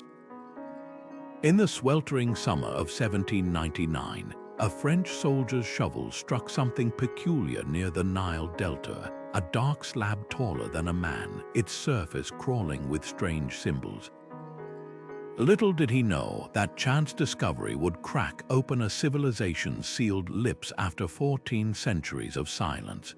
The Rosetta Stone wasn't just another relic. It was a polyglot puzzle box, its 3 identical decrees, carved in Greek, Demotic, and hieroglyphs, waiting to whisper their secrets to whoever could match the keys. What made this granite slab revolutionary wasn't its content, a mundane tax exemption decree for temple priests, but its structure. Like a cryptographic Rosetta spacecraft sending the same message in binary and Morse code, the stone offered linguists a rare gift: parallel texts. Scholars already understood Greek, the administrative language of Ptolemaic Egypt. Demotic, the everyday script of Egyptians, could be partially deciphered through Coptic connections. But hieroglyphs, those ornate pictographs, had been a locked vault since the last temple scribes died out in the 4th century. The stone's true genius was embedding redundancy, the same legal jargon repeated in 3 linguistic flavors, allowing cross-referencing that turned symbols into solvable equations. Jean-Francois Champollion's 20-year decipherment odyssey reveals how multilingual storage systems function as civilization's safety nets. His breakthrough came when he matched the cartouche enclosing Ptolemy's name in Greek to hieroglyphic symbols representing sounds rather than ideas, proving the script was partly phonetic. This realization didn't just unlock names, it exposed hieroglyphs' hybrid nature, blending alphabetic and logographic elements. Suddenly, Ramses' monuments could speak again, their battle hymns and coronation rites audible after a millennium of mute grandeur. The stone had done its job spectacularly, preserving not just words but the means to resurrect an entire written tradition from oblivion. The Rosetta phenomenon isn't unique. The Behistun inscription, carved into an Iranian cliff face by Darius the Great, repeats its proclamation in Old Persian, Elamite, and Babylonian cuneiform. enabling the decipherment of Mesopotamia's wedge-shaped script. Similarly, the Pyrgi tablets' bilingual Etruscan-Phoenician text offered glimpses into Italy's mysterious pre-Roman culture. These artifacts share a profound design principle. Information survives best when stored in multiple linguistic formats, each acting as a checksum against the other's erosion. It's the ancient equivalent of saving a document as PDF, Word, and plain text simultaneously, a lesson modern archivists heed when converting analog records into digital, then blockchain-secured formats. Modern technology has transformed the Rosetta concept. The long-now Foundation's Rosetta Project disks, microscopic etchings containing 1,500 human languages, could one day reboot communication after a global collapse. Meanwhile, AI now scans Maya glyphs against colonial-era dictionaries, identifying patterns no human could detect. Yet the stone's greatest legacy might be metaphorical. It reminds us that no knowledge is truly lost if we leave enough breadcrumbs across enough systems. When Voyager's golden records were launched into space with pictorial instructions for playback, they became cosmic Rosetta Stones, betting that some future finder, human or otherwise, might piece together our whispers across the stars. The slab itself, now sitting in the British Museum behind glare-proof glass, carries an irony its creators never intended.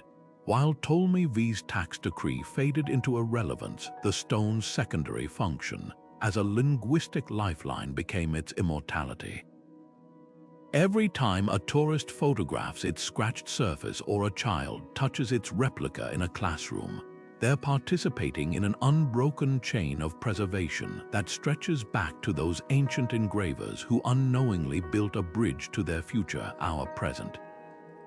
In that sense, the Rosetta Stone is more than a key to the past. It's a manifesto for the future, proving that the surest way to endure is to speak in many tongues. In the scorching cliffs above the Dead Sea, where temperatures soar and rain rarely falls, a Bedouin shepherd's tossed rock in 1947 shattered not just pottery but centuries of silence. The echoing crack revealed clay jars taller than a child, their mouths sealed with bitumen and ancient Tupperware guarding the most explosive literary discovery of the 20th century. Inside those jars, leather and papyrus scrolls had waited 2 millennia, their Hebrew and Aramaic texts preserved by the desert's dry breath and the meticulous sealing techniques of long-vanished scribes. This wasn't just storage, it was time travel, delivering voices from the tumultuous era when Judaism and Christianity were being born.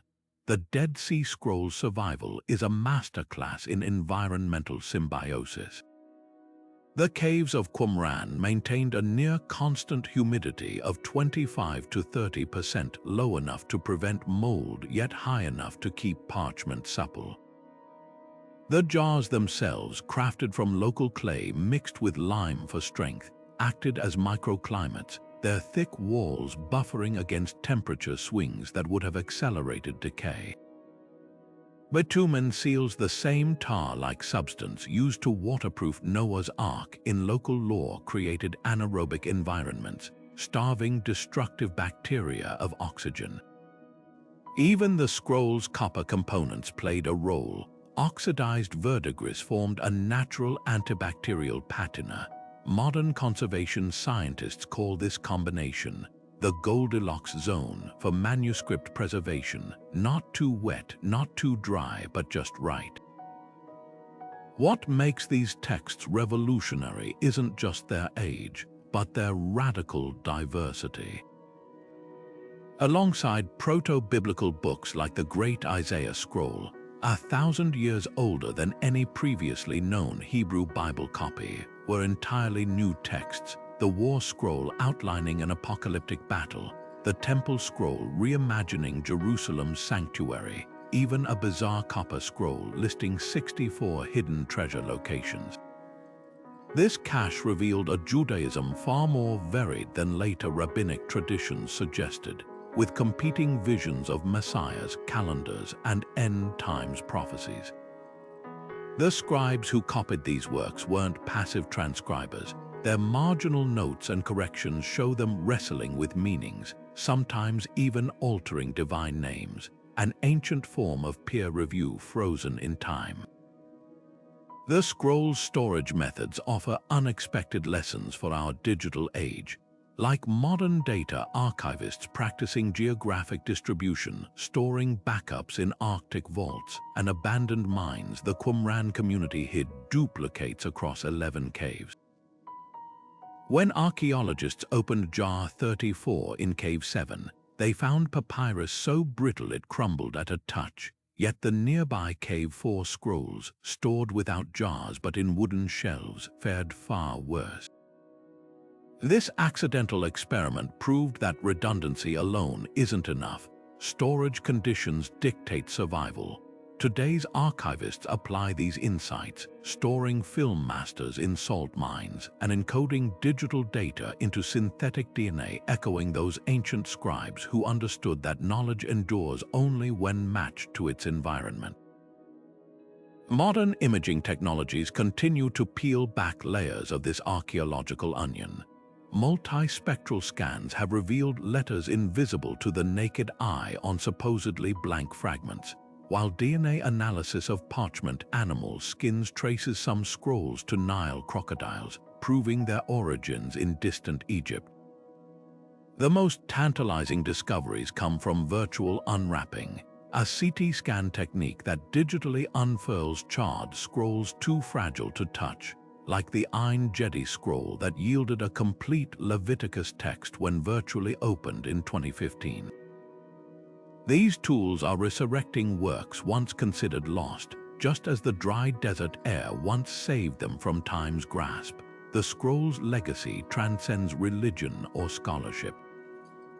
They stand as a testament to human ingenuity in the face of oblivion, a reminder that preserving thought requires both reverence for content and respect for chemistry.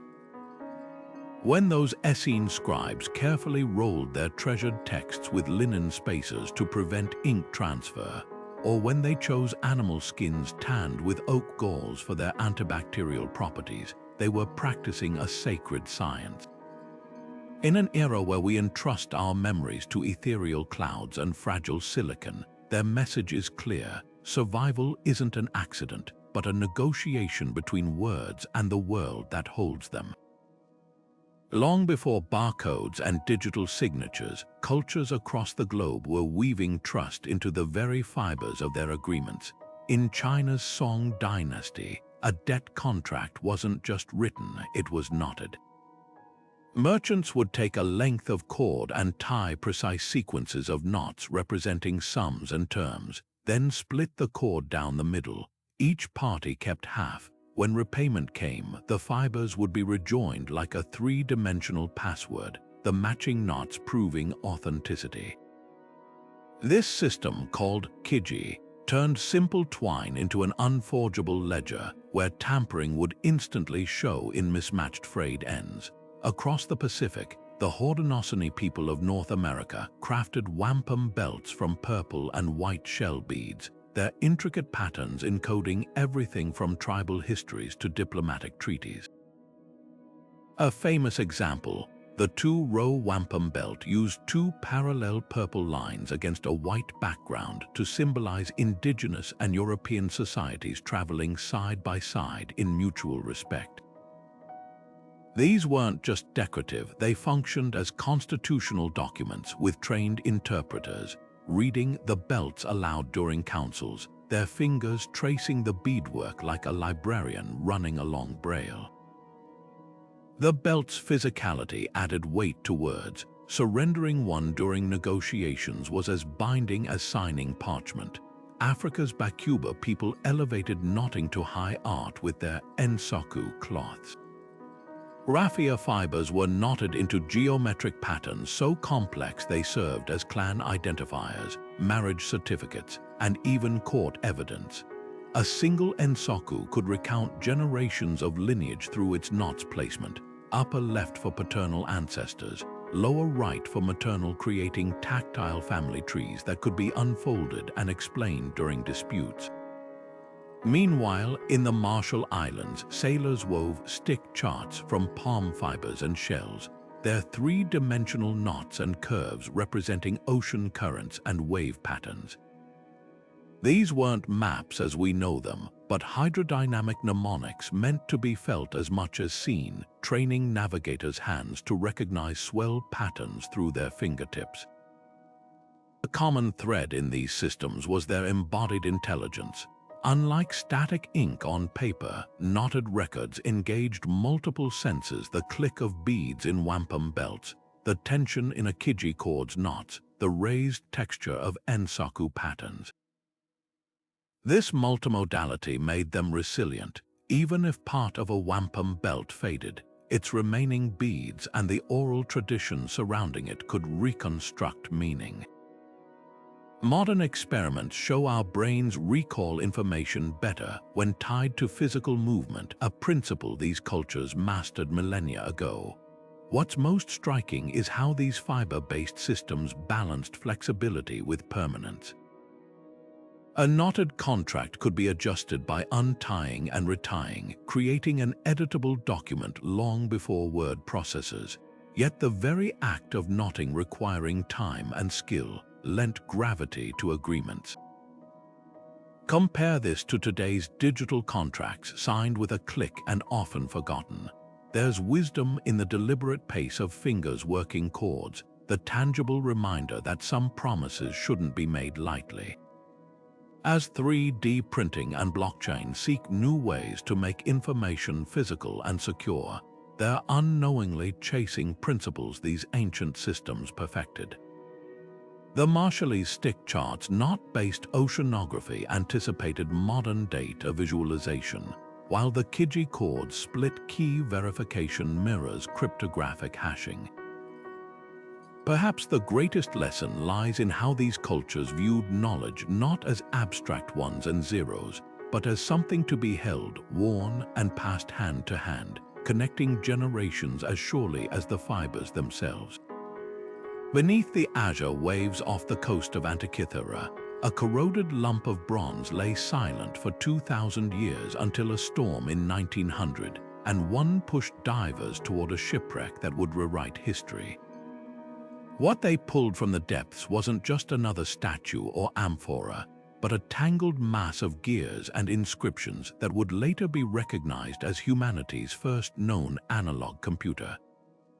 The Antikythera Mechanism, no larger than a shoebox, contained a maze of interlocking bronze wheels capable of predicting lunar eclipses, tracking Olympic cycles, and mapping the erratic dance of planets across the zodiac. This wasn't mere timekeeping, it was a miniature cosmos in metal, a celestial engine that turned the heavens into mathematics. Decades of painstaking reconstruction, using everything from X-ray tomography to surface imaging, revealed a device of staggering sophistication. 37 precisely cut gears, some with teeth finer than a watchmaker's, formed a mechanical universe where the turn of a hand crank could advance time forward or backward like a cosmic dial. The front face displayed a revolving Egyptian calendar and the positions of the sun and moon, while the back featured spiral dials predicting eclipses down to the hour. Most astonishing was the pin and slot mechanism that mimicked the moon's variable speed, a feature matching the gravitational theories of astronomer Hipparchus, proving the Greeks understood celestial mechanics centuries before Kepler's laws. What sets this artifact apart from other ancient data systems is its dynamic nature, where cuneiform tablets or Quipu cords stored static information. The Antikythera Mechanism processed it. Rotating its gears was like running an algorithm: input a date, and out came planetary positions. Its differential gearing, previously believed invented in the 16th century, allowed calculations with a precision that wouldn't be rivaled until Renaissance clockwork. The surviving inscriptions, deciphered through reflectance imaging, serve as both user manual and philosophical manifesto, The spiral is divided into 223, a reference to the Saros cycle of eclipses, revealing how deeply its creators understood celestial patterns. The mechanism's existence shatters stereotypes of ancient technology. This wasn't some isolated marvel. Historical texts mention similar devices. Cicero wrote of a bronze sphere made by Archimedes that replicated planetary motions, while Byzantine manuscripts describe a sphere with gears in the Alexandria Library. Likely crafted in Rhodes around 80 B.C.E., the Antikythera Mechanism hints at a lost tradition of mechanical computation, one that may have included navigational aids for sailors or artillery calculators for engineers. Its very design suggests standardized parts, implying workshops producing such devices much like modern factories manufacture scientific instruments. Modern researchers continue uncovering its secrets. Recent 3D reconstructions revealed hidden inscriptions, a parapegma or astronomical calendar, listing upcoming events like the rising of specific stars. Some scholars argue these annotations transformed the device into a kind of programmable computer, where users could adjust settings for different geographical locations. Others speculate it wasn't unique. Similar mechanisms may have adorned wealthy households or temple schools as educational tools, their gears turning not just metal but minds toward a mechanistic view of the universe. The real mystery isn't how the Greeks built it, but why this technology vanished for millennia. Was the knowledge lost in the burning of the Alexandria Library? Suppressed as pagan divination when Rome Christianized, or simply too complex to sustain without the scholarly networks that created it? Whatever the reason, the Antikythera Mechanism stands as both triumph and tragedy, proof that ancient innovation could rival our own, yet also a cautionary tale about how easily brilliance can slip beneath the waves of time. As we digitize our world into intangible clouds of data, this bronze relic whispers a counterintuitive truth. Sometimes the most advanced solutions are tactile, even archaic. Its gears, frozen in corrosion yet perfect in conception, challenge our hubris that progress only moves forward. Perhaps the past wasn't a dark age waiting for our enlightenment, but a parallel universe of ingenuity, one where bronze fingers pointed to the stars just as surely as silicon does today. High in the Himalayan mountains, where thin air turns breath to frost, Buddhist monks perfected an art more precious than gold, the meticulous copying of sacred texts. In freezing scriptoria lit by butter lamps, generations of scribes bent over long scrolls, their brushes tracing each syllable with reverence. A single mistake meant starting over. Perfection wasn't just craftsmanship, it was devotion. These weren't mere books they were creating, but vessels believed to hold the very voice of the Buddha, their words potent enough to bless the land simply by existing within it. The Potala Palace in Tibet once held over 700,000 such manuscripts, stacked in chambers so sacred even the dust from their pages was considered holy. Half a world away, under the rainy skies of medieval Ireland, another tradition of sacred scholarship thrived in stone-round towers. As wars and invasions swept across Europe, Irish monks transformed remote island monasteries like Skellig Michael into fortresses of knowledge. Here, in candlelit cells called scriptoria, they copied not just religious texts but surviving fragments of classical learning: Aristotle's logic, Ptolemy's astronomy, Hippocrates' medicine, all while adding their own innovations. The Book of Kells, with its labyrinthine illustrations containing hidden portraits and mathematical patterns, wasn't just a Bible, it was a backup drive of Western civilization, its vivid pigments defying the Dark Ages' gloom. What made these religious centers unparalleled as data hubs was their dual commitment to preservation and distribution. In Kyoto's Shorin-in monastery, scribes practiced Butsumiyo, copying, chanting each syllable aloud as they wrote to embed the words in body and soul.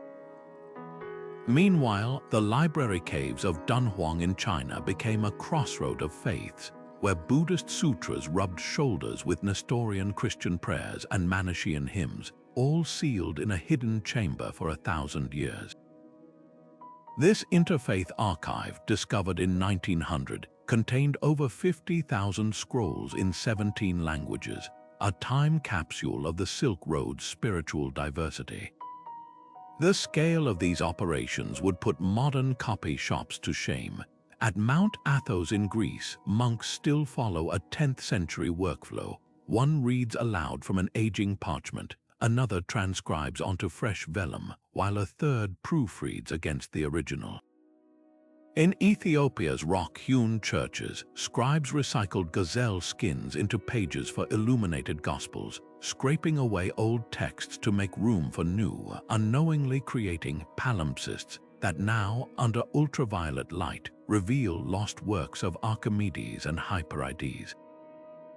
Even disaster played a role in preservation. When Vesuvius buried Herculaneum, the intense heat carbonized a villa's library, paradoxically saving philosophical texts that would have crumbled otherwise.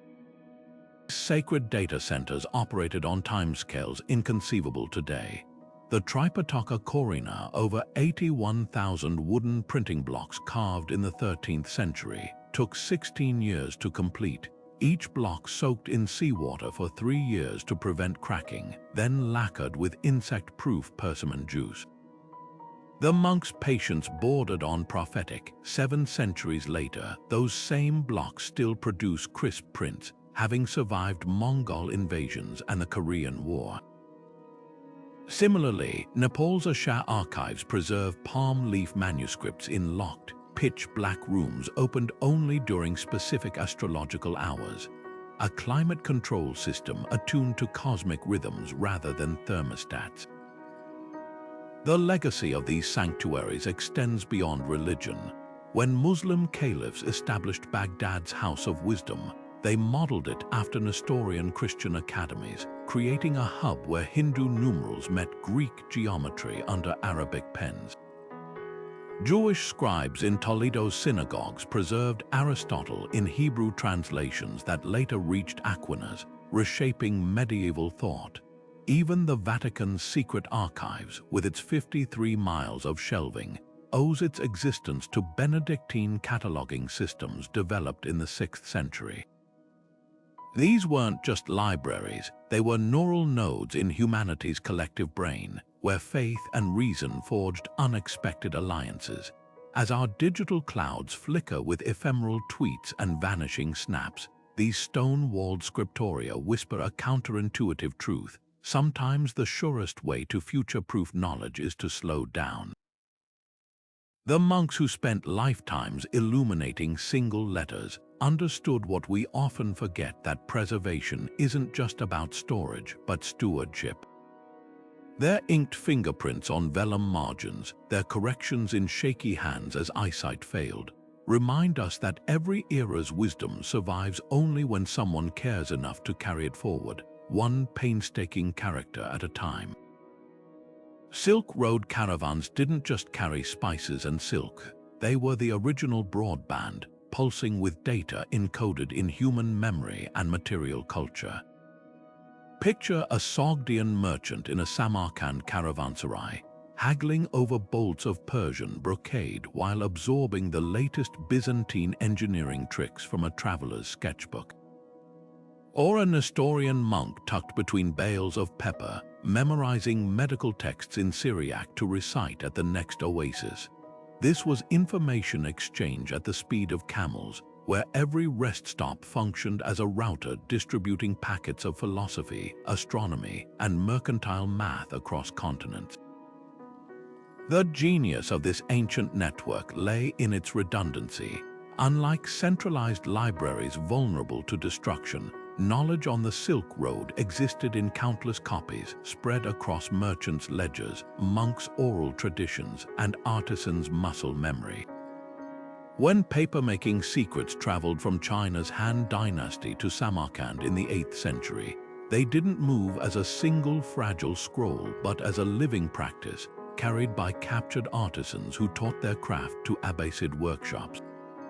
Similarly, Buddhist sutras migrated from Gandhara to Dunhuang, not just in written form, but as stories retold around campfires, each telling adapting to local languages like a self-translating document. Languages themselves became data protocols. In Turpan's bustling markets, polyglot traders developed hybrid pidgins blending Sanskrit, Persian, and Chinese linguistic middleware facilitating transactions. Archaeologists have found phrasebook scrolls from 9th century Dunhuang containing conversational guides for Uyghur, Tibetan, and Sogdian, complete with pronunciation notes. These weren't mere tools for haggling, they were the API layers of antiquity, enabling cross-cultural compilation of ideas. A single caravan could transport Greek geometry via Arabic commentaries, Indian numerals through Persian traders, and Chinese alchemy via Nestorian texts, all before reaching the Mediterranean. The Silk Road's most enduring innovation was its error correction systems. When Buddhist texts arrived in China mangled by multiple translations, scholars like Xuanzang traveled westward to retrieve authoritative Sanskrit versions, effectively performing ancient checksums.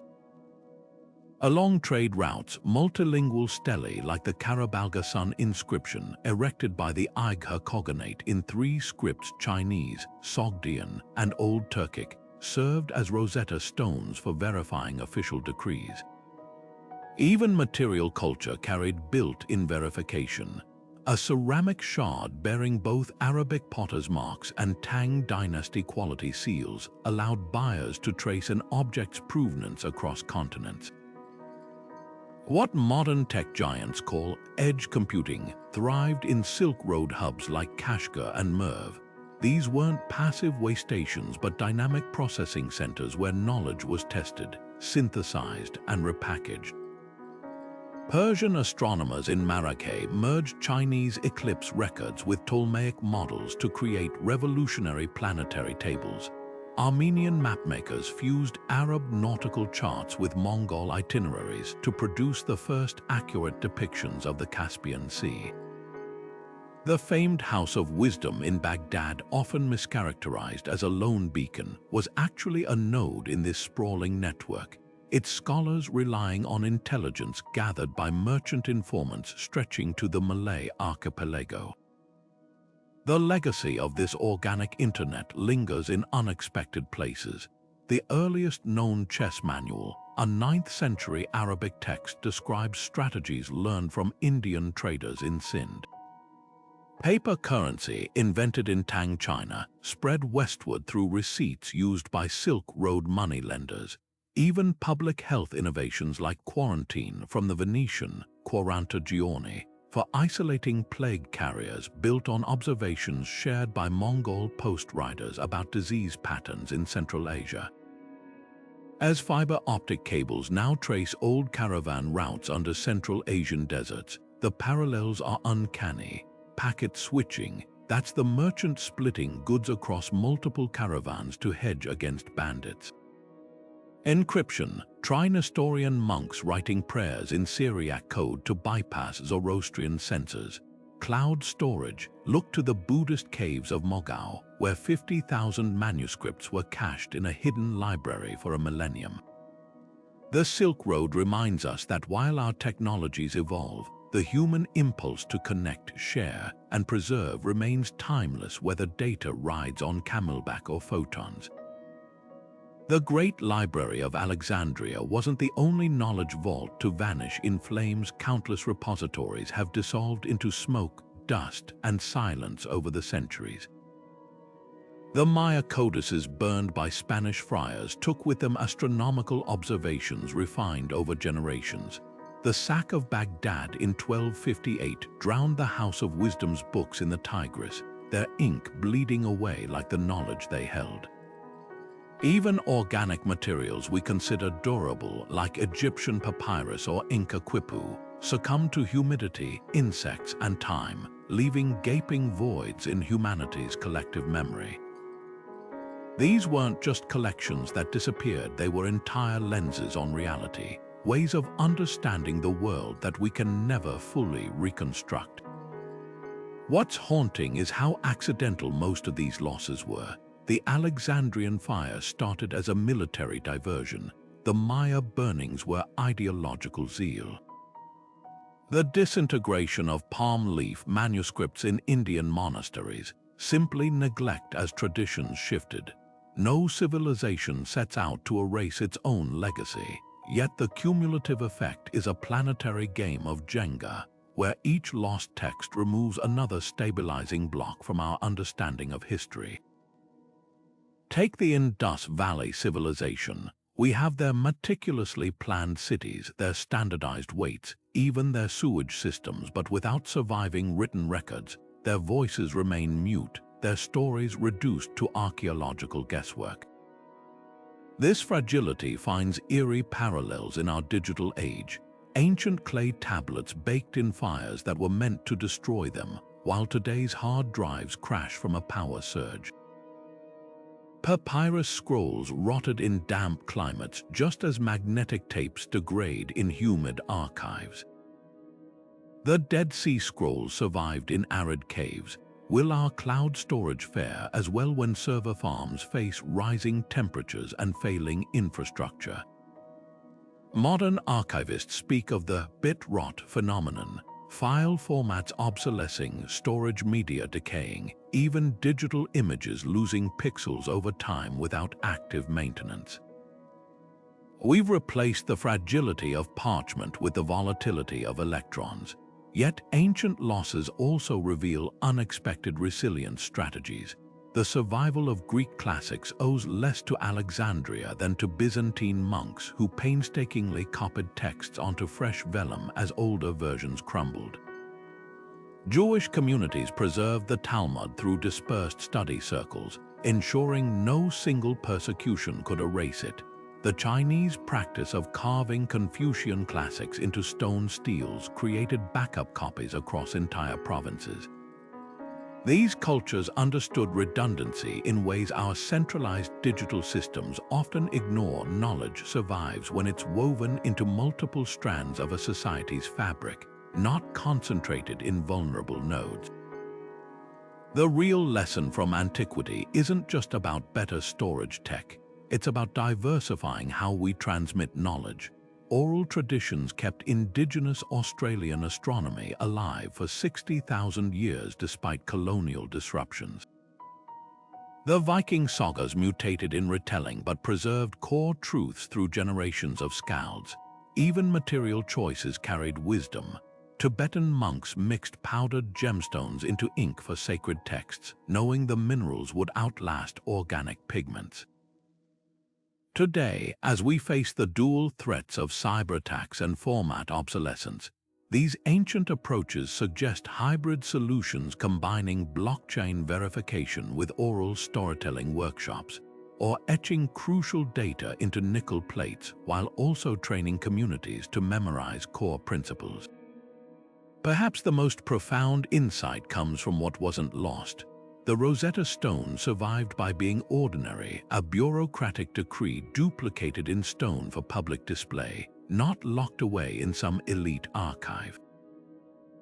The mundane shopping lists and laundry notes of Vindolanda endured precisely because no one bothered to destroy them. This paradox that everyday records often outlast important ones should inform our preservation priorities today. Future historians may thank us less for digitizing government papers than for preserving social media feeds, text messages, and grocery receipts, the unglamorous raw material of human experience. As climate change accelerates and digital systems grow more complex, we stand at a crossroads familiar to ancient scribes: how to build knowledge vessels sturdy enough for the long voyage ahead. The answer may lie in combining the best of old and new, merging cloud storage with vellum backups, algorithmic redundancy with community memory palaces. Because the pattern is clear, civilizations that invest in pluralistic preservation thrive, while those betting everything on a single system risk joining the Alexandrias of history remembered more for what they lost than what they achieved. The choice is ours.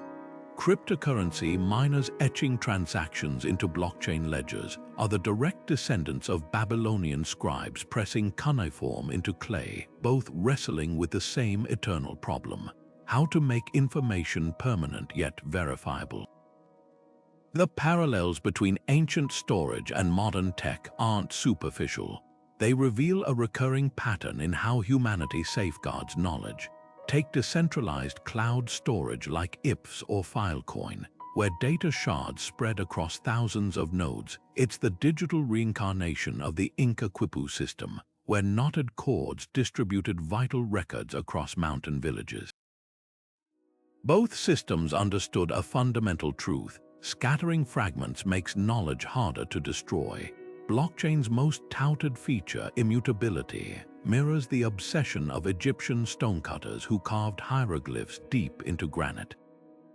When Satoshi Nakamoto embedded the Genesis block with a headline about bank bailouts, it was no different from Hammurabi chiseling his code into diorite steels. Both acts declared, this version of truth cannot be rewritten. Even the energy-intensive proof-of-work mechanism echoes ancient practices. Consider the labor required to quarry and transport Rosetta Stone-grade slabs, or the kiln fuel Sumerians burned to harden tax records. The resources societies devote to preserving data speak volumes about what they value. Modern encryption finds its ancestors in unexpected places. The wax seals medieval clerks used to authenticate documents functioned like cryptographic hashes. Any tampering left visible cracks. Similarly, Navajo code talkers in World War II didn't just translate messages. They layered metaphors and cultural references, much like the recursive algorithms in today's end-to-end encryption. Even captures, those annoying, prove your human tests have roots in ancient literacy gates, where only those trained to read Quipu knots or cuneiform could access sensitive records. The most profound connection lies in how both eras grapple with trust. Byzantine fault tolerance in distributed systems, that's just a high-tech version of the Roman columbarium archives, where legal documents were copied and stored in multiple tombs to prevent tampering. NFTs certifying digital ownership, they're the spiritual successors to Mesopotamian cylinder seals rolled onto clay to verify a contract's authenticity. Each innovation, ancient or modern, tries to solve the same riddle. How do you prove something is real when you can't trust the middlemen? Yet for all our advances, some ancient solutions still outshine Silicon Valley. The Vatican's secret archives have kept documents legible for 12 centuries using parchment and controlled humidity, outlasting floppy disks that decay in 30 years. Oral traditions like Aboriginal songlines preserve navigational data across generations without servers prone to obsolescence. Even the humble notch stick, used by medieval tax collectors as a tamper-proof receipt, inspires researchers developing slow media like ceramic data crystals that could survive millennia. The twist: many cutting-edge solutions are accidentally rediscovering ancient wisdom. When Arctic data vaults bury film reels in permafrost, they're mimicking ice mummies like Ötzi, whose 300-year-old body preserved genetic data better than any hard drive. DNA storage startups encoding Wikipedia into synthetic genes are following the lead of nature's original hard drive, the double helix that's kept life's blueprint intact through mass extinctions.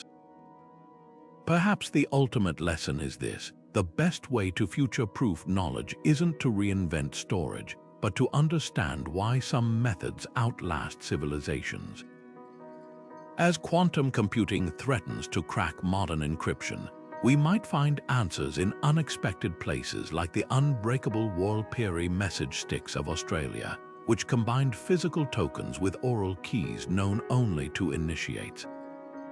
Or the Venetian cartolari system, where overlapping witness signatures created consensus without central authorities. The past isn't a graveyard of obsolete ideas. It's a mirror reflecting our persistent struggles with memory, power, and time, and sometimes it holds the very solutions we're straining to invent. Beneath layers of volcanic ash in Herculaneum, a lump of charcoal-blackened scrolls sat untouched for centuries, too fragile to unroll, their secrets locked tight by time's grip. Then, in 2015, a team armed with particle accelerators and artificial intelligence attempted the impossible, reading them without ever lifting a page. Using a technique called X-ray phase contrast tomography, they bombarded the scrolls with high-energy beams, detecting subtle density variations where ink had once clung to papyrus. Machine learning algorithms trained on other ancient manuscripts then reconstructed letters from the noise, revealing Epicurean philosophy thought lost forever. This wasn't just archaeology, it was digital resurrection, proving that even the most delicate ancient storage systems could speak again with the right technological keys. The marriage of AI and archaeology is revolutionizing how we interact with antiquity's data vaults. In Oxford's Bodleian Library, spectral imaging cameras originally developed for satellite telescopes now scan palimpsests' medieval manuscripts where scribes scraped away older texts to reuse parchment. By capturing hundreds of images at different light wavelengths, researchers can tease apart layers of writing like peeling an onion. But the real magic happens when neural networks take over, comparing faint letter fragments across thousands of documents to reconstruct complete words. A 10th-century Syriac translation of Galen's medical texts, hidden beneath Psalms for 800 years, was recently recovered this way, its prescriptions for fever and melancholy suddenly legible after centuries of silence. Some of the most exciting breakthroughs come from fragmentary artifacts once considered hopeless. At Stanford, archaeologists feed thousands of pottery shard photos into generative adversarial networks GAN, which predict how missing pieces might have looked based on stylistic patterns. The system recently proposed a stunning reconstruction of a shattered Greek crater, its painted Trojan War scene completed by AI trained on 6,000 similar vases. Similarly, researchers at the University of Kentucky use 3D modeling to digitally squeeze warped cuneiform tablets back into shape, allowing translation algorithms to parse their legal codes and tax records, some bearing the fingerprints of the scribes who pressed them into clay 4,000 years ago. Language itself is being decoded through machine learning's pattern recognition. The mysterious Indus Valley script, undeciphered for millennia, is now being analyzed by algorithms that detect statistical similarities to known writing systems. While the code remains unbroken, AI has identified recurring sign clusters that likely represent titles or calendar terms, tiny windows into a civilization's bureaucratic mind. Even oral traditions are being preserved anew. In Australia, linguists use speech recognition software to analyze Aboriginal songlines at speeds impossible for human ears, identifying subtle acoustic cues that encode navigational data across hundreds of miles of trackless desert. Perhaps most poignant are the technologies resurrecting voices from unlikely materials.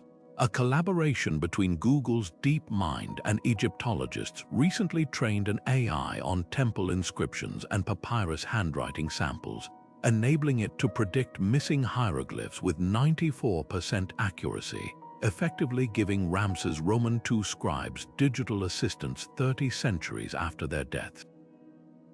At MIT, researchers developed a camera that reads closed books using terahertz radiation, distinguishing inked characters through up to 20 pages. Their first successful test, a 19th-century poetry anthology, its verses recovered without cracking the spine, these tools aren't just solving old puzzles, they're reshaping our ethical relationship with the past. When algorithms reconstruct looted artifacts digitally, they offer post-colonial justice by repatriating knowledge, if not physical objects. AI-assisted translations make marginalized texts from Mayan almanacs to Tamil merchant records accessible to descendant communities without gatekeeping by Western institutions. Even climate-threatened archives find hope. Ultraviolet imaging drones now map petroglyphs in the Amazon before rising humidity erases them, while blockchain timestamps authenticate indigenous oral histories against future disputes. The irony is delicious. Ancient Sumerians baked their records in clay to outlast the elements, never imagining their tablets would one day be read by machines they'd consider sorcery. Yet this technological renaissance carries echoes of antiquity's own ingenuity. Like the Antikythera Mechanism's gears anticipating modern computation, or the Inca Quipu's knot-based binary logic foreshadowing digital code. The circle closes as we realize that preserving the past's wisdom, whether through fire-hardened clay or silicon neurons, remains humanity's most enduring innovation, one that keeps whispering across time. Remember this. From clay tablets to quantum drives, humanity's obsession with preservation reveals something profound. We aren't just storing data, we're building bridges across time. Think about those Mesopotamian merchants etching contracts into wet clay 4,000 years ago. They weren't just recording transactions, they were having a conversation with us, their distant descendants. The same impulse that made them bake those tablets to hardness drives scientists today to etch Wikipedia onto nickel plates or encode movies into DNA. The materials change, but the mission remains. Shout into the future. This is who we were. This is what we knew. What's striking isn't just the ingenuity of these systems, but what they prioritized.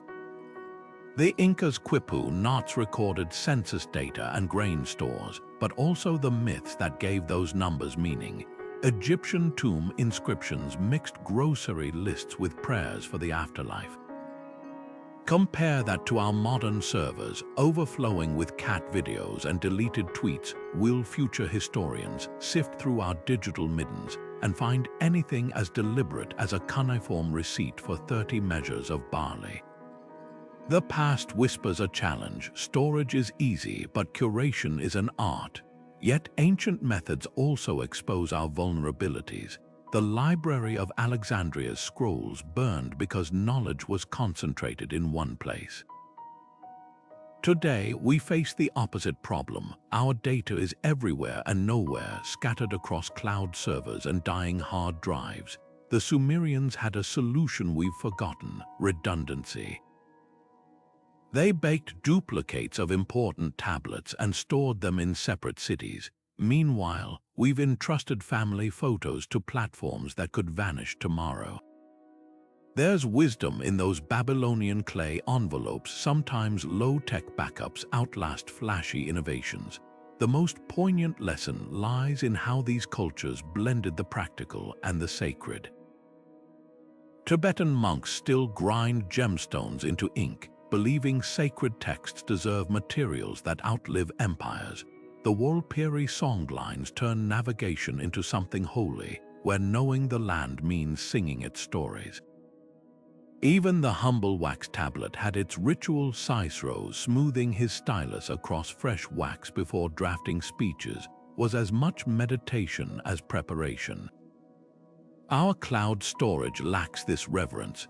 What would it mean to treat our digital archives not as disposable, but as heirlooms for the ages? As we stand at another crossroads, with AI rewriting how we generate and store information, we do well to remember that every revolution has casualties. The printing press silenced oral storytellers. The codex erased the scroll.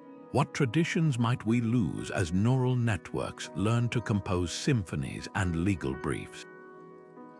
The Quipu's knots, the oracle bones cracks, the cave paintings' ochre handprints, they all remind us that technology is just the vessel. The real magic lies in what we choose to preserve and why. So here's the question these ancient time capsules leave us with. If you could save one piece of our world for the year 4024, what would it be? A song, a recipe, a single heartfelt message. The choice tells you everything about what really matters. Drop your answer below. Who knows, maybe your words will outlast the pyramids. And if you've enjoyed this dive into humanity's oldest hard drives, hit subscribe. After all, the best stories are the ones worth